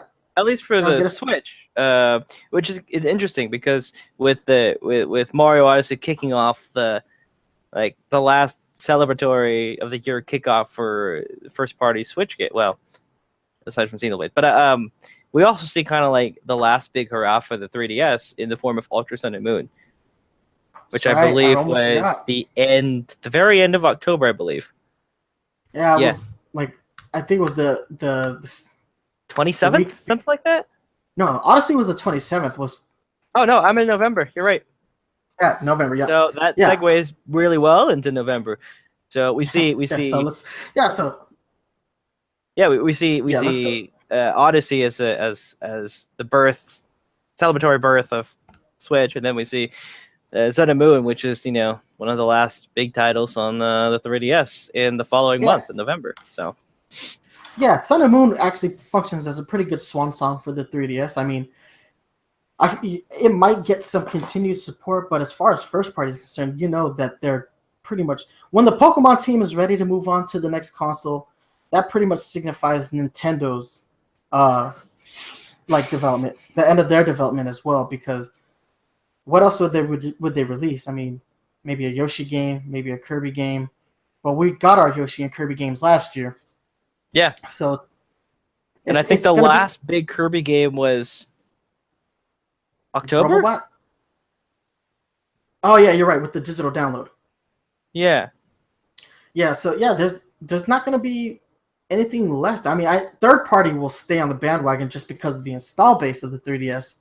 But at some point, they're also going to have to shift to the Switch. But yeah, with Pokemon's Ultra Sun and Ultra Moon, they are nice remixes to, an already successful game in the Pokemon franchise. I have thoroughly enjoyed Ultra Sun, which is what I'm playing. They didn't really correct the difficulty of the game, which I felt like they should have. I mean, they had time to like really, increase the difficulty. It's still a little hand-holdy, but it's by no means is it a bad game. It's just I feel like with this iteration they could have increased the difficulty slightly. I mean, but it is what it is. The changes that they did make, I do like. I do like the addition of the extra trial. Thank God for that, because it was kind of BS that she's like, yeah, here, just take this.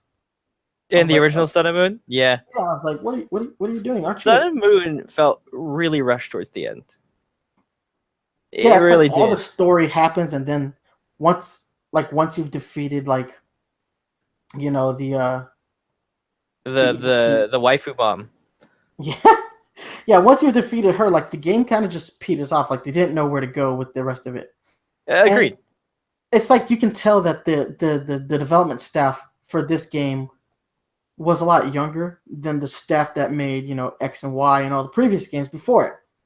Like you saw the shift in the mentality, because we do know that this game was directed by like a new director for the first time in the Pokemon franchise since Gold and Silver. Like Masuda has been directing those games since, and then he did not direct Ultra Sun and Ultra Moon or Sun and Moon. So we're seeing. I mean, and he's busy doing a bunch of other stuff, but it makes me wonder what the core development staff is doing. For the Pokemon franchise. It makes me think that they've been working on a Switch version, maybe a lot longer. I can't confirm that, but that would be my belief. A lot of the rumors have been pointing to a Switch release from Pokemon. There's been some talk about hiring from the Pokemon team for an unannounced Pokemon game, and some of those rumors also include the fact that it's going to be running the Unreal Engine, which makes sense because that was one of the biggest selling points of the Switch. It was like, oh yeah, we've got Unreal support, so it's gonna make our games even better. But yeah, no, it'll be very interesting to see how many of those rumors end up fleshing out in the near future. And if Pokemon runs on the Unreal Engine, I think we're gonna have a lot of crazy shit happening in that game. I mean, it could mean another hit year for 2018. I think we'll find out pretty soon in January once, hopefully, what's going to come with that. I mean, we are all anticipating another January direct, so hopefully that's just one of the things on the slate, along with Metroid Prime 4. Even a screenshot from that game would satiate a lot of people at this point in time. Agreed. All right, but November was also, outside of Pokemon, November had a lot of big news.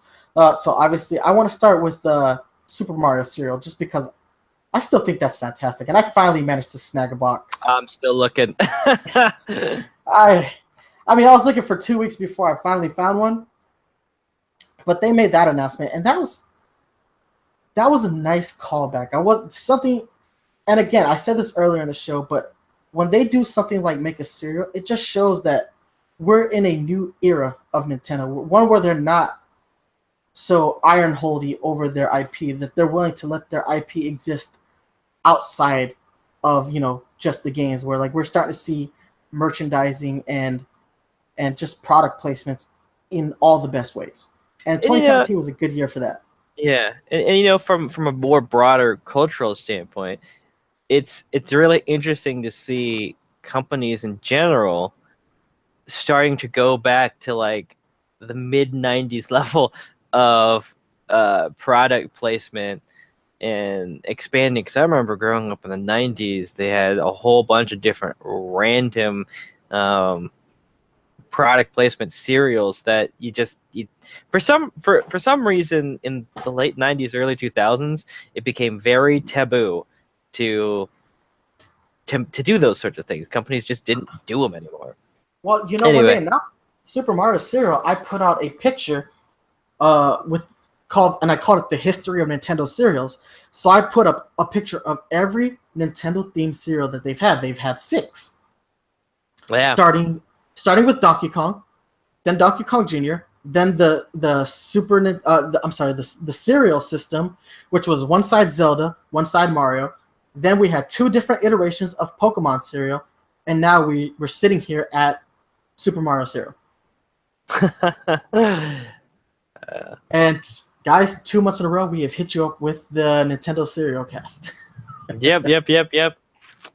Should be a No, thing. but moving on. I want to quick fire this because Nintendo, hot off the heels of Fire Emblem Heroes, they released Animal Crossing Pocket Camp for Android and iOS.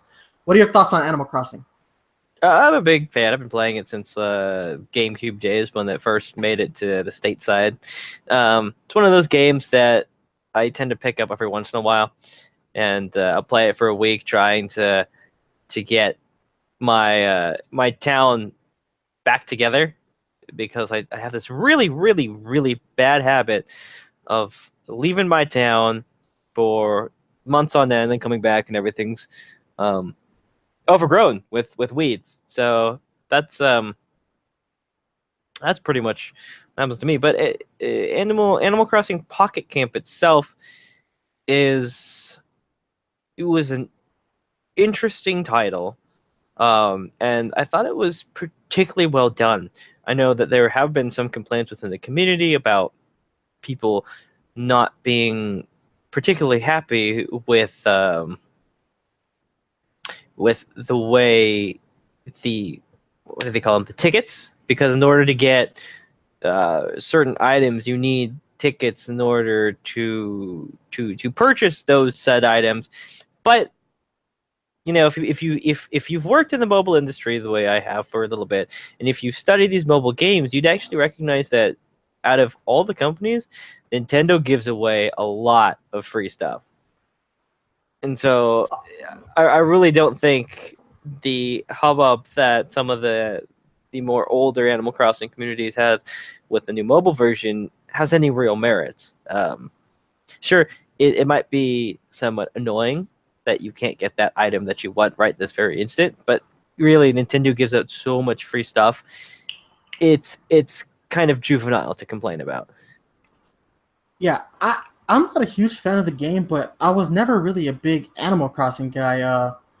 I think I spent more time on Pocket Camp than I have on any other Animal Crossing game, and I find the game just to be slightly tedious.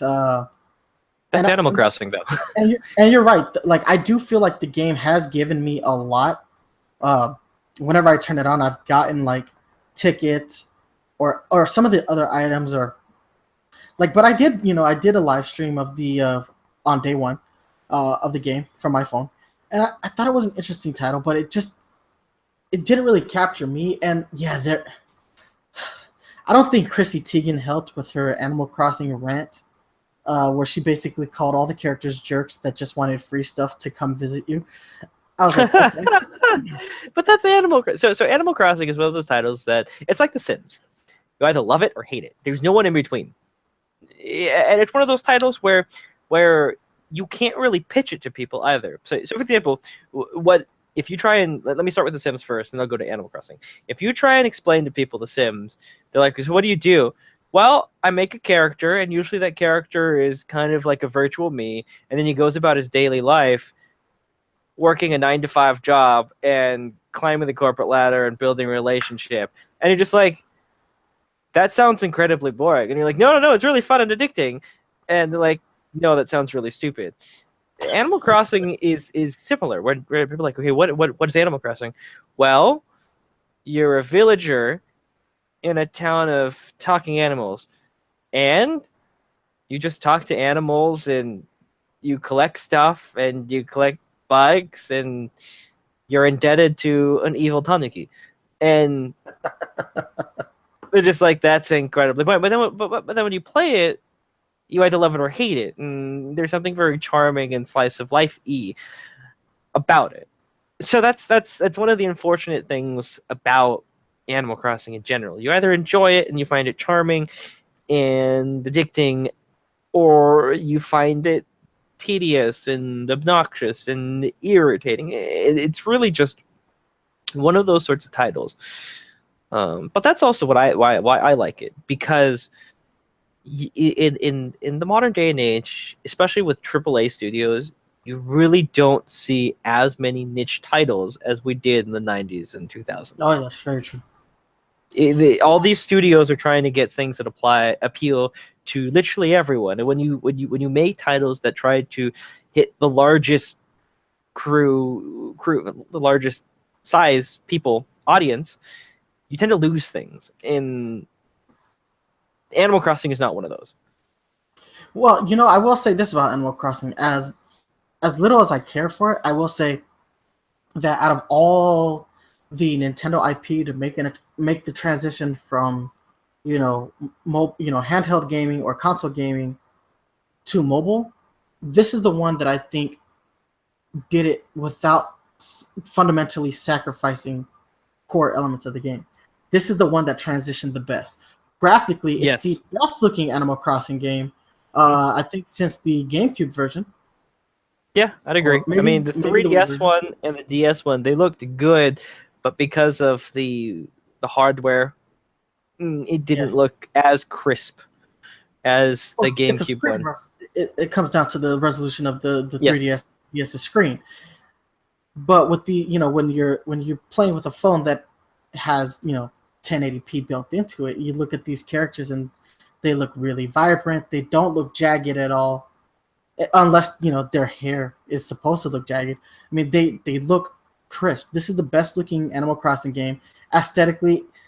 The music is very Animal Crossing, and even the gameplay it's like Animal Crossing light, but it's still fundamentally Animal Crossing. It has made the transition better than Fire Emblem. It made the transition better than Mario. Mitomo is like a poor man's Tomodachi Life. Yeah. So I think out of all of them, it's the game that sacrifices the least. Agreed. Definitely agreed. Animal Crossing, I'm honestly surprised they waited so long to do a mobile, because Animal Crossing, out of all their IPs, would have made sense to me to be the first one for them to do. I agree. I've been saying that for a while, that Animal Crossing fulfills the role that Mitomo should have done. What they wanted for Mitomo should have always been Animal Crossing. Yeah. Like what? Because the integration between you and your friends in Animal Crossing feels deeper than it does in Mitomo, despite the fact that you can actually communicate with your friends in Mitomo to an extent. Mm-hmm. Yeah. The characters are more appealing, and it should have been Animal Crossing. Mitomo shouldn't actually exist, if I'm being 100% honest. Yeah, Mitomo came at a weird period, I think. It was kind of a weird way, I think, for Nintendo to bridge between the Miiverse and get it on the phones, and also get a way to get all the different Nintendo accounts together in one. And so it was trying to do a lot of different things, but it was a little bit unrefined. So I'm hoping that in the next year, all that gets straightened out, especially since the Miiverse, I think that ended in November, actually, now that we're still on the same month. Yeah. I believe it did, which was a very, very, very sad day for the big Nintendo community.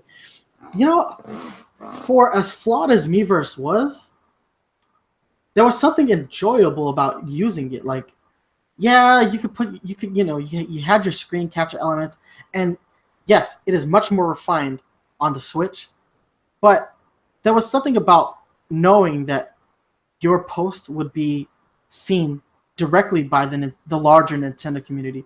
With Twitter and Facebook, it's kind of a crapshoot. Oh yeah, If everyone the uses community it. is going to see what you're posting, like, is somebody going to see my post on Twitter? Well, let me look.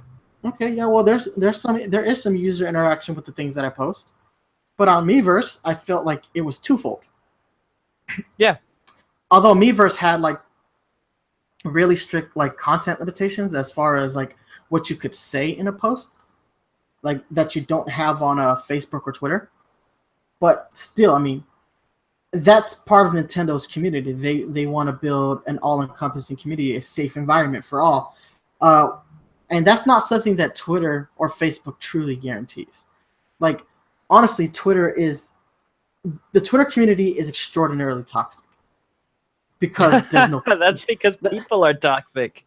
Yeah, there's no filter on Twitter, but there was a filter with Miiverse, and so it was a safe environment for people to post their game stuff. And you knew that if something was out of line, that Nintendo would regulate against it.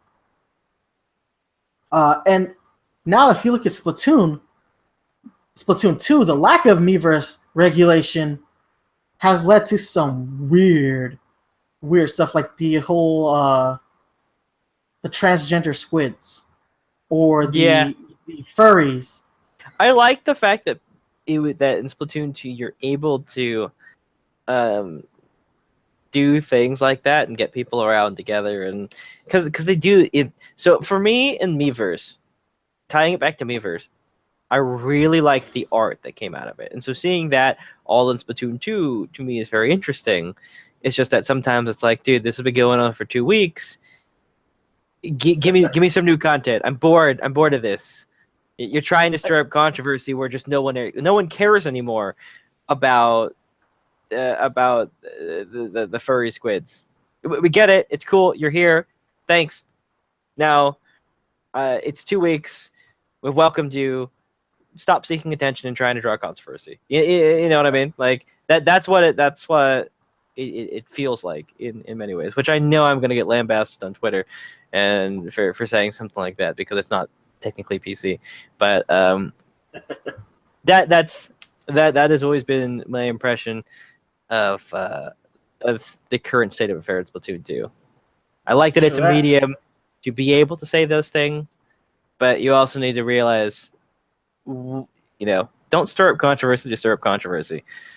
That's very true. All right, so Bethesda had a big month last month. Two of their tentpole franchises, Doom and Skyrim, released within 7 days of one another. I haven't picked up either of these games. I'm actually holding off on Bethesda games until Wolfenstein 2 comes out for the Nintendo Switch, but huge titles for the Nintendo Switch. Skyrim, probably, the lesser of the two, because when you think about it, like, that's from 2011. Yeah, it's an ancient game. Yeah, but Doom is Doom. It's freaking Doom on a Nintendo console. And it's a recent release. It was released in 2016? 2016. It only came out last year, so it's a pretty good get for the Nintendo Switch. And look, it's not going to be the best version of Doom. Obviously, if you want the best version of Doom, you're playing it on your PC. But it's Doom, portable Doom. I'm not talking like laptop portable. I'm talking about handheld console portable Doom. And for the game, from what I've heard about the game, it runs pretty good for, considering that it's playing on the Nintendo Switch, which graphically is not the best console in the market. Like, graphically, like, being 100% honest, the Switch does not output what the PlayStation 4 or the Xbox One vanilla versions do. It's slightly under it. But guess what? It's still running Doom, and it's a very big third-party game running on the Nintendo Switch. And hopefully the numbers are good for it. I honestly hope that Bethesda's seeing the returns that they would like to see on this console. LA Noire also got released last month as well. And that's a game by Rockstar.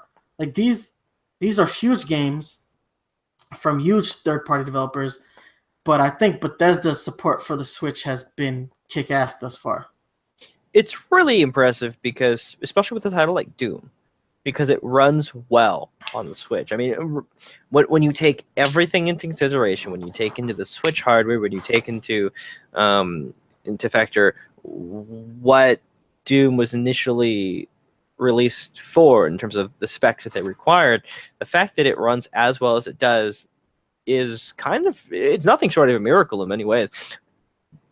But what it also tells us is what you can do with the Switch. What sort of titles the Switch is capable of running, which is why when you look at 2K's WWE 2K18 and the absolute rubbish that is, it's unacceptable. If a AAA studio like Bethesda can get Doom to run on the Switch without dropping under 30 frames per second, or I'm pretty sure 30 is the lowest that it reaches, there's no excuse for 2K Games, which is another AAA studio. Like, people gave the Troll a nice shit because it's not a very good game. But that was also made by an indie dev studio. We can let that slide. 2K, there was no excuse for 2K18 to drop below 10 frames per second. There is no excuse for it to look like absolute rubbish. You're a AAA game studio. Get your shit together. Well, it's just like with EA and FIFA, whatever. Yeah. 2K, FIFA 2018 or whatever. It's not okay to release subpar versions of games anymore, especially when you see a Skyrim or you see, a Doom running on the Switch. Hell, to a lesser extent, Mario+Rabbids, which utilizes Ubisoft's proprietary Snowdrop engine, which look at the games that used Snowdrop. Yeah, both true. the newest South Park game, The Fractured But Whole, I believe it's called. Yeah. Tom Clancy's The Division. The Division, yeah. The Division. Like, not a fan of that franchise, but graphically it is a pretty impressive, console shooter. So the fact that, the Snowdrop engine it's a very versatile engine, as, if Mario+Rabbids is running on the Switch and running, 60 frames per second almost throughout the entire course of the game. So it's not okay to release subpar games for the Switch. Either develop utilizing proprietary engines that can work on the Switch, or hell, Unreal Engine works on the Switch. Unreal 4 works. Yep. Make it, utilize it. Utilize the tools. Hell, Yooka-Laylee is using Unity, and while that's not the best development tool, they found a way to get Yooka-Laylee to run on the Switch. Agreed. Yeah. I mean, yeah, it took some graphical hits, but it also, Playtonic Games also went the extra mile to maximize and optimize the game for the Switch. Yeah, so, it's funny. I was reading, I believe, an article through an interview. They were saying that right now the Switch version is like the pinnacle version in their opinion because of all the efforts that they put into it. Yeah, I was watching Digital Foundry's comparison. Yes, Digital Foundry is an excellent tool. If you are a podcaster or a YouTube creator, the work that they put in is strictly it's fantastic work. But they showed side-by-side comparisons. They talked about, they showed how the games ran on each console, and it actually ran better on the Switch version. I mean, yeah, both games run at 30 frames per second, but the drop down was less on the Switch. Now there is a fidelity issue, like in handheld mode, it doesn't run at the native 720p. It runs at like 600p handheld. Yeah. But honestly, who truly notices the difference between 720p and like 600p? Like, do you really notice it when it comes up to a screen size as big as what the Switch offers? No kidding, right? But yeah, I mean, it's not okay. Developers need to make the extra effort or you get the 2K18 debacle, and then you start to burn people, and they stop supporting your stuff. And with FIFA, you took out an entire career mode from your game, so of course nobody's gonna want to support your game. And also, don't release a soccer game in America and expect that to sell like out the ass. Yeah, Release I don't know what they were expecting. Like, oh, we're Go gonna Madden. gauge. Yeah, that would have been a much more better test Yeah. measure. If you're gonna release one of your core franchise games for the Switch, go Madden. Mass Effect. They released NBA, and NBA did fairly well. What about Mass Effect? What about Mass Effect? You could have put all 3 Mass Effect games in a collector's edition and gauged the market that way. I would have bought them. Like, they were the good ones. oh yeah, because like obviously nobody liked Mass Effect 4. Andromeda. Yeah. Yeah, but I mean, yeah, Bethesda killing it in November. All right, guys. Moving on to our final month. All right, so moving into December, Capcom had a Twitch stream a couple weeks back. And in this Twitch stream, they were celebrating Mega Man's 30th anniversary. Now, I watched this Twitch stream with very low expectations. I'm like, sure, you're just going to do another Mega Man collection. That was all I was thinking. I was like, we're not getting anything. Well, they said, shut the fuck up. You don't know what you're talking about. Here's Mega Man 11, bitch.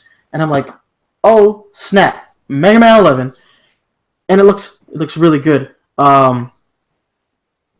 I will say that I am slightly concerned about Mega Man 11 after the debacle that was Mighty Number 9. Yeah. Although, to be fair, Mighty Number 9's... See, we have this big problem on the internet and in general where people are unable to separate certain elements of things. And so it all just becomes bad. Mighty Number 9 itself, the game itself wasn't terrible. What really plagued Mighty Number 9 was the development process. It stalled in development, and people hadn't heard anything for a while, and there was a lot of issues with deploying certain versions. I still don't think the PS Vita or 3DS versions came out. And so from that standpoint, that was a huge mess. But people aren't able to separate, okay, development was bad, but let's look at the game itself. People are not able to do that. And Mighty Number 9, the game itself, is not terrible. It's a throwback to Mega Man 1, which is what it was supposed to be. And people are expecting Rockman X or Rockman 0, and Mighty Number 9 is not those things. Well, I got the game for $15 at Target on clearance, and I enjoyed the game for what it was. But at the end of the day, I mean, I think what hurt that game was that the final product didn't look as good as some of the renderings of what they initially showed. I think that's my gripe with the game, was that they showed us some great like renderings and they showed us gameplay, and then when we got the final product, it didn't really match up with what we were initially shown. And I guarantee that comes from having to develop this game for multiple consoles, especially when one of those consoles happened to be the Wii U. Yeah. Like putting that game on the Wii U kind of hurt it a little bit. I mean, yeah, I think it could have. Definitely agree there. And the other big problem is that it also had a Kickstarter budget, and people don't really understand how much money really goes into the process of game dev. So when they see the Kickstarter, they say, "Dude, they raised $2 million, or what was it, something like that, $2 or $3 million bucks, somewhere in the line." And they say that's a lot of money, but when you really break it down, that's not. I mean, if you compare it to what software engineers make in here in Silicon Valley, you're lucky if you can hire one software engineer for $80,000 a year. I mean, if you have a team of 10 software engineers all making $80,000, there goes nearly half of your budget. out of 2 million. You know what I mean? And then you have to factor in things like, oh, well, we're going to voice these characters, which I don't think they should have done. They should have just, if they were going to voice them, they should have stuck with only Japanese, because I know you could have gotten a better deal off of those. But then they wanted both Japanese and English, so then you got to pay all those people, and then you have to go into marketing, which marketing is absurdly expensive, and et cetera, et cetera. And all of a sudden, that $2 million really doesn't seem like a whole lot of money. Well, let's put things into perspective. Grand Theft Auto 5, one of the biggest AAA titles ever made. That game cost $265 million to make. Yeah, it's huge. You're talking Mighty Number 9 is technically an indie game. Yeah. When you compare, like, I know Grand Theft Auto is a much bigger, more ambitious game, but you gotta pay to play. Like, literally, you gotta pay to play. $265 million for the biggest AAA title of the last console generation. And we're talking about a game that got kickstarted. Now, granted, when the budget for Mega Man 11 comes out, I wouldn't be surprised if it's somewhere in the tens of millions. Yeah, I wouldn't be surprised. And a lot of it's probably going to go into marketing. I bet you they're going to spend at least $2 million in marketing. I mean, it doesn't hurt that, like, I mean, they're saving a few bucks with that Game Informer cover story. And yeah. And I'm pretty sure they saved a little bit of. They didn't have to spend too much money to do that Twitch stream that they did. I mean, but even that had a pretty high production quality to it. Yep. I mean, you're paying for studio time. You're building a set. You're populating that set with Mega Man paraphernalia. Then you constructed a trailer. Which means you had to have a certain portion of the game already developed in order to showcase. Yeah. So, or if there is no game, then you have to pay for an animator to make some like a minute trailer, which, you know what I mean? Exactly. Yeah. So I mean, it's not cheap. I mean, I am concerned about the game because of the downfalls, the pitfalls of Mighty Number 9, and primarily I feel this way because the Capcom of recent years has not handled the Mega Man franchise with care. They haven't handled any of their franchises very well. I mean, if we're being completely honest. Well, Resident Evil 7 and Monster Hunter have been... That's about it. Thoroughly supported. But, Street Fighter V was a debacle upon its initial release. Yep. We had 3 canceled Mega Man games in the span of 5 years. We had Mega Man Online was canceled. Mega Man Legends was canceled. Yep. And that weird Mega Man game that had American box art Mega Man. Oh, yeah. No, I'm vaguely remembering. Yeah. I believe it was Mega Man Universe. I think, what else did they have that... weren't they talking about doing another Darkstalkers game and that got axed? I'm pretty sure they were talking about that. Mm-hmm. They Devil May Cry. I mean, they reacquired people the license hated to DMC. Marvel. So I mean, I really like DMC, but I thought it was the best one. But I'm in the minority there. They also MBC Infinite has been a storm of negative press. When you look, I think a lot of the negative reaction to Infinite is because of Fighter Z, Dragon Ball Fighter Z. Is like you have a game that is almost identical, but looks far superior. Well, that's because Arc System Works honestly, Arc System Works makes better fighting games. That's true. Blaze Blue. Yeah, pretty much. I mean, Capcom's been able to get by with the Street Fighter 2, because Street Fighter 2 got a shit ton of momentum, and they've just been riding that for years. And titles like Alpha Third Strike and Street Fighter 4 at least when Street Fighter 4 first released, it really helped keep the momentum going. And then they released Arcade Super Ultimate Arcade Edition, and people are just like, dude, Capcom, what the hell are you doing? So they've really done a very bad job of franchise maintenance. Yeah, and that's not to mention all the other dead franchises. They haven't done a Lost Planet in forever. They haven't Asura's done. Wrath only got Yeah. that one game. Yeah. I would love to see another Power Stone. Onimusha. Onimusha would be great. I mean, bring Samanosuke back, man. So for me, my big one is I would love to see another Breath of Fire.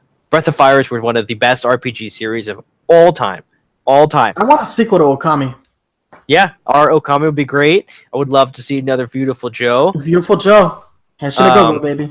Yeah, I mean, Dragon's Dogma was a great niche hit, but they haven't said anything about the supposed sequel that's gonna happen. I mean, I think I'm afraid that one's probably gotten axed too. Capcom's track record with how they deal with their franchises is not strong, which is why I'm also very apprehensive about the Mega Man. Because I mean, we've heard them say before, no, we're gonna love Mega Man again, only to be burned. You know, that was Mega Man 10. Mega Man 10 isn't a horrible game, but it's too much of a step backwards in the franchise. Yeah. Mega Man 2 is the benchmark as far as classic Mega Man is concerned. Oh yeah, Mega easily. Man 2 is the benchmark. All the additions, all the things all the abilities that Mega Man has within that game are the pinnacle, and everything else was building upon that. But then there's Mega Man 3, which is notoriously bad, but that had a very rushed development cycle. Yeah, but I mean, my point was not so much Mega Man 10 itself, but when Mega Man 10 released, it was supposed to be a heralding of the new era of Mega Man. And then we saw nothing about it. We didn't see a new Rockman X. We didn't see a new Rockman Star Force. Rockman Legends 3 got kaputzed. And so when they say with Mega Man 11, well, if this game does well, maybe we'll see Rockman Legends 3, I'm like, fuck you, Capcom. Put your money where your mouth is, because last time you burned all of us. So, you know, I'll probably be getting Mega Man 11 just because, you know, I'm still chasing after the pipe dream of Legends 3. But my expectations for it actually coming out are very, very low. I'm on board with Mega Man 11, but only because it's supposed to come out for the Switch. Yeah. Agreed.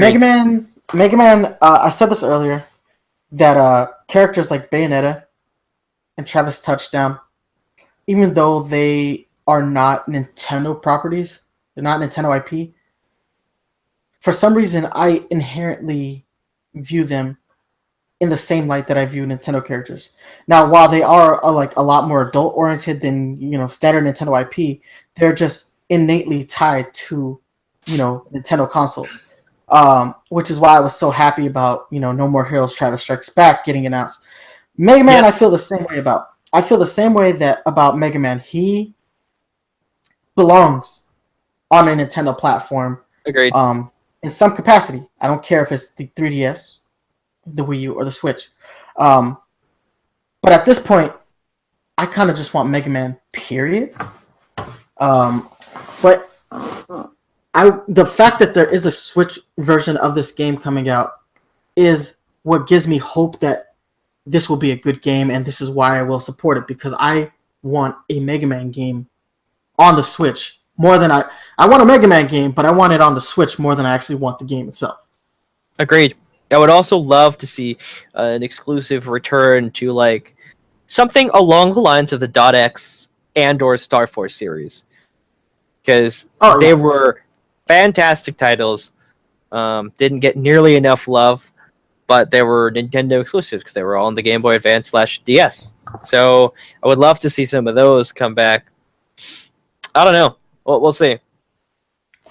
Outside of that, last thing I just want to briefly talk about is Breath of the Wild won the Game Awards Game of the Year. It won IGN's Game of the Year. It won GameSpot's Game of the Year. It's won multiple Game of the Year awards in a year that had good games on every platform. Mhm. Every console had great games this year.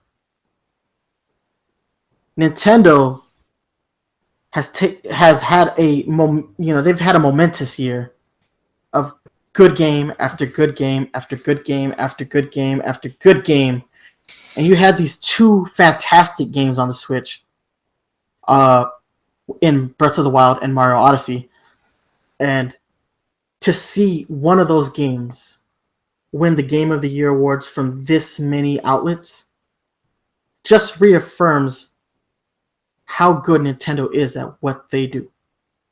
Like, all these other game companies, all these other developers, all these other console manufacturers, they have always followed Nintendo's lead. Mhm. Whether or not Nintendo is the market leader is a completely different story. But fact of the matter is, all these other game companies get to exist based on what Nintendo has done throughout the course of the years. And they have proven without a shadow of a doubt that they know game development better than anyone. To take a franchise like The Legend of Zelda and transform it into what Breath of the Wild was, removing all the tropes that the Legend of Zelda franchise has, doing away with all that and doing something entirely new, and still walking away with the Game of the Year award, I think that is the best way to cap off 2017. That Nintendo knows what they are doing, and we should just stop doubting them, and people stop calling for them to stop making consoles. Yeah, no kidding. Like, every time you people say that Nintendo needs to stop making consoles, I question your logic process. It also shows that you do not have a fundamental understanding of how capitalism and competition works to make better things. You just don't understand it. You do not understand how competition functions within this system in order to drive people to make better things. And trust me, it's only a matter of time before Sony and Microsoft find their own way to capitalize on portable gaming again. Happened with the motion controls in the Wii. We got the Kinect and we got the Move. I think we're gonna see some copycats in the near future. But that being said, I want to close this year in review up with some 2018 predictions. So I'm going to kick things off. I think we are going to see Pokemon Switch. We're going to see it at E3, or before E3, because the Pokemon Company doesn't like to go to E3. We're going to see it before E3, and we will have a release of Pokemon Switch in November of 2018. And one more game, I think we are going to have Smash Brothers DX for the Switch in October of next year. And I think it's going to include all of the DLC from the Wii U version and the 3DS version. I think it's going to include 3DS stages, and I think it's going to include Smash Run from the 3DS. It's basically going to take the best elements from the Wii U version and the 3DS version, and it's going to smash them into one larger game. And we're going to see that October of 2018. Any predictions going forward? One of the things I hope we see is I hope they announce a new Xenoblade Chronicles X. I know at the end in December 1st, we got Xenoblade Chronicles 2. But Xenoblade Chronicles 2 was more closely related to Xenoblade Chronicles 1 than it was to Xenoblade Chronicles X. And I'm hoping we see a better take of Xenoblade Chronicles X, because I did like the idea with the giant robots. It was a very interesting game. It's a very different game. So I'm hoping we see more from, I believe it's Monolith Soft, because they're fantastic. I'm sure we'll see more on the front of Bayonetta 3, because we also did see that announced in December. There's a bundle package for Bayonetta 1 plus 2, and they announced Bayonetta 3. There was rumors going about that Bandai Namco, they had a kind of an announcement on the 15th of December for only industry people. So we haven't heard anything coming of that, but I'm really hoping that part of that is going to include a Dark Souls trilogy for the Switch.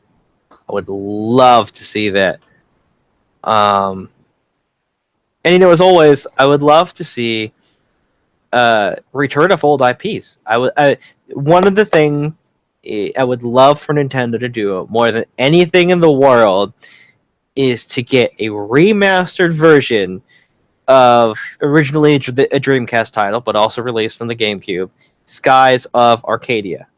Oh, snap. One of the greatest games of all time, boasting not only a fantastic turn-based system, but also a fantastic air combat system. In Skies of Arcadia, as the game suggests, you can actually it takes place in the sky. You're a sky pirate, and built into that system was a way for ship-to-ship combat.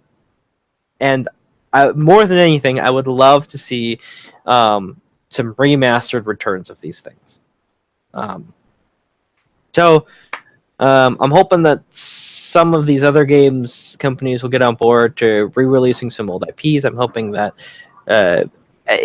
honestly, I'd be content for them to just take the shape of a virtual console. Like, I know 2018 is supposed to be the year where we start paying for the online service, but it'll be interesting to see what sort of entails that is, what sort of details are coming along with that service, as well as if the virtual console comes along with it and what we get to see. Yeah, I agree. I mean, those are all awesome predictions and hopes for the next for the following year. But what do you guys think, guys? What do you guys want in 2018? You already know what to do. Email us, hit us up on Twitter, hit us up on Facebook. All the social media links. You can hit me up on Twitter at Nice1983. You can hit Jay up at Jaden Winsong. And guys, you already know, check us out on Facebook, facebook.com/Nintendo PowerZone. If you're a fan of this podcast, you can download new episodes on iTunes, Google Play Music, stream new episodes on Stitcher Radio. And if you want to watch us live, you can catch us right here on YouTube, youtube.com/Nintendo PowerZone. But Jaden, anything else to say for 2018 or to close out 2017? It's been a fantastic ride with the Switch and Nintendo, and even though we may be saying goodbye to the 3DS, I think we've got a really bright future with the Switch. I 100% agree. I think it's been a fantastic year for Nintendo as a whole. I think it's been a fantastic year for this podcast. Jaden, Jay Brilliant, and Brendan have all been fantastic additions to this podcast. They have made this show a lot better. They have added so much content to the channel, and 2018 for the Nintendo PowerZone is going to be a bigger, badder, more awesome year than 2017 was. So I hope you guys look forward to 2018 with us. We're going on break until the end of January, so we will see you in 2018. Thank you guys so much for watching. Deuces.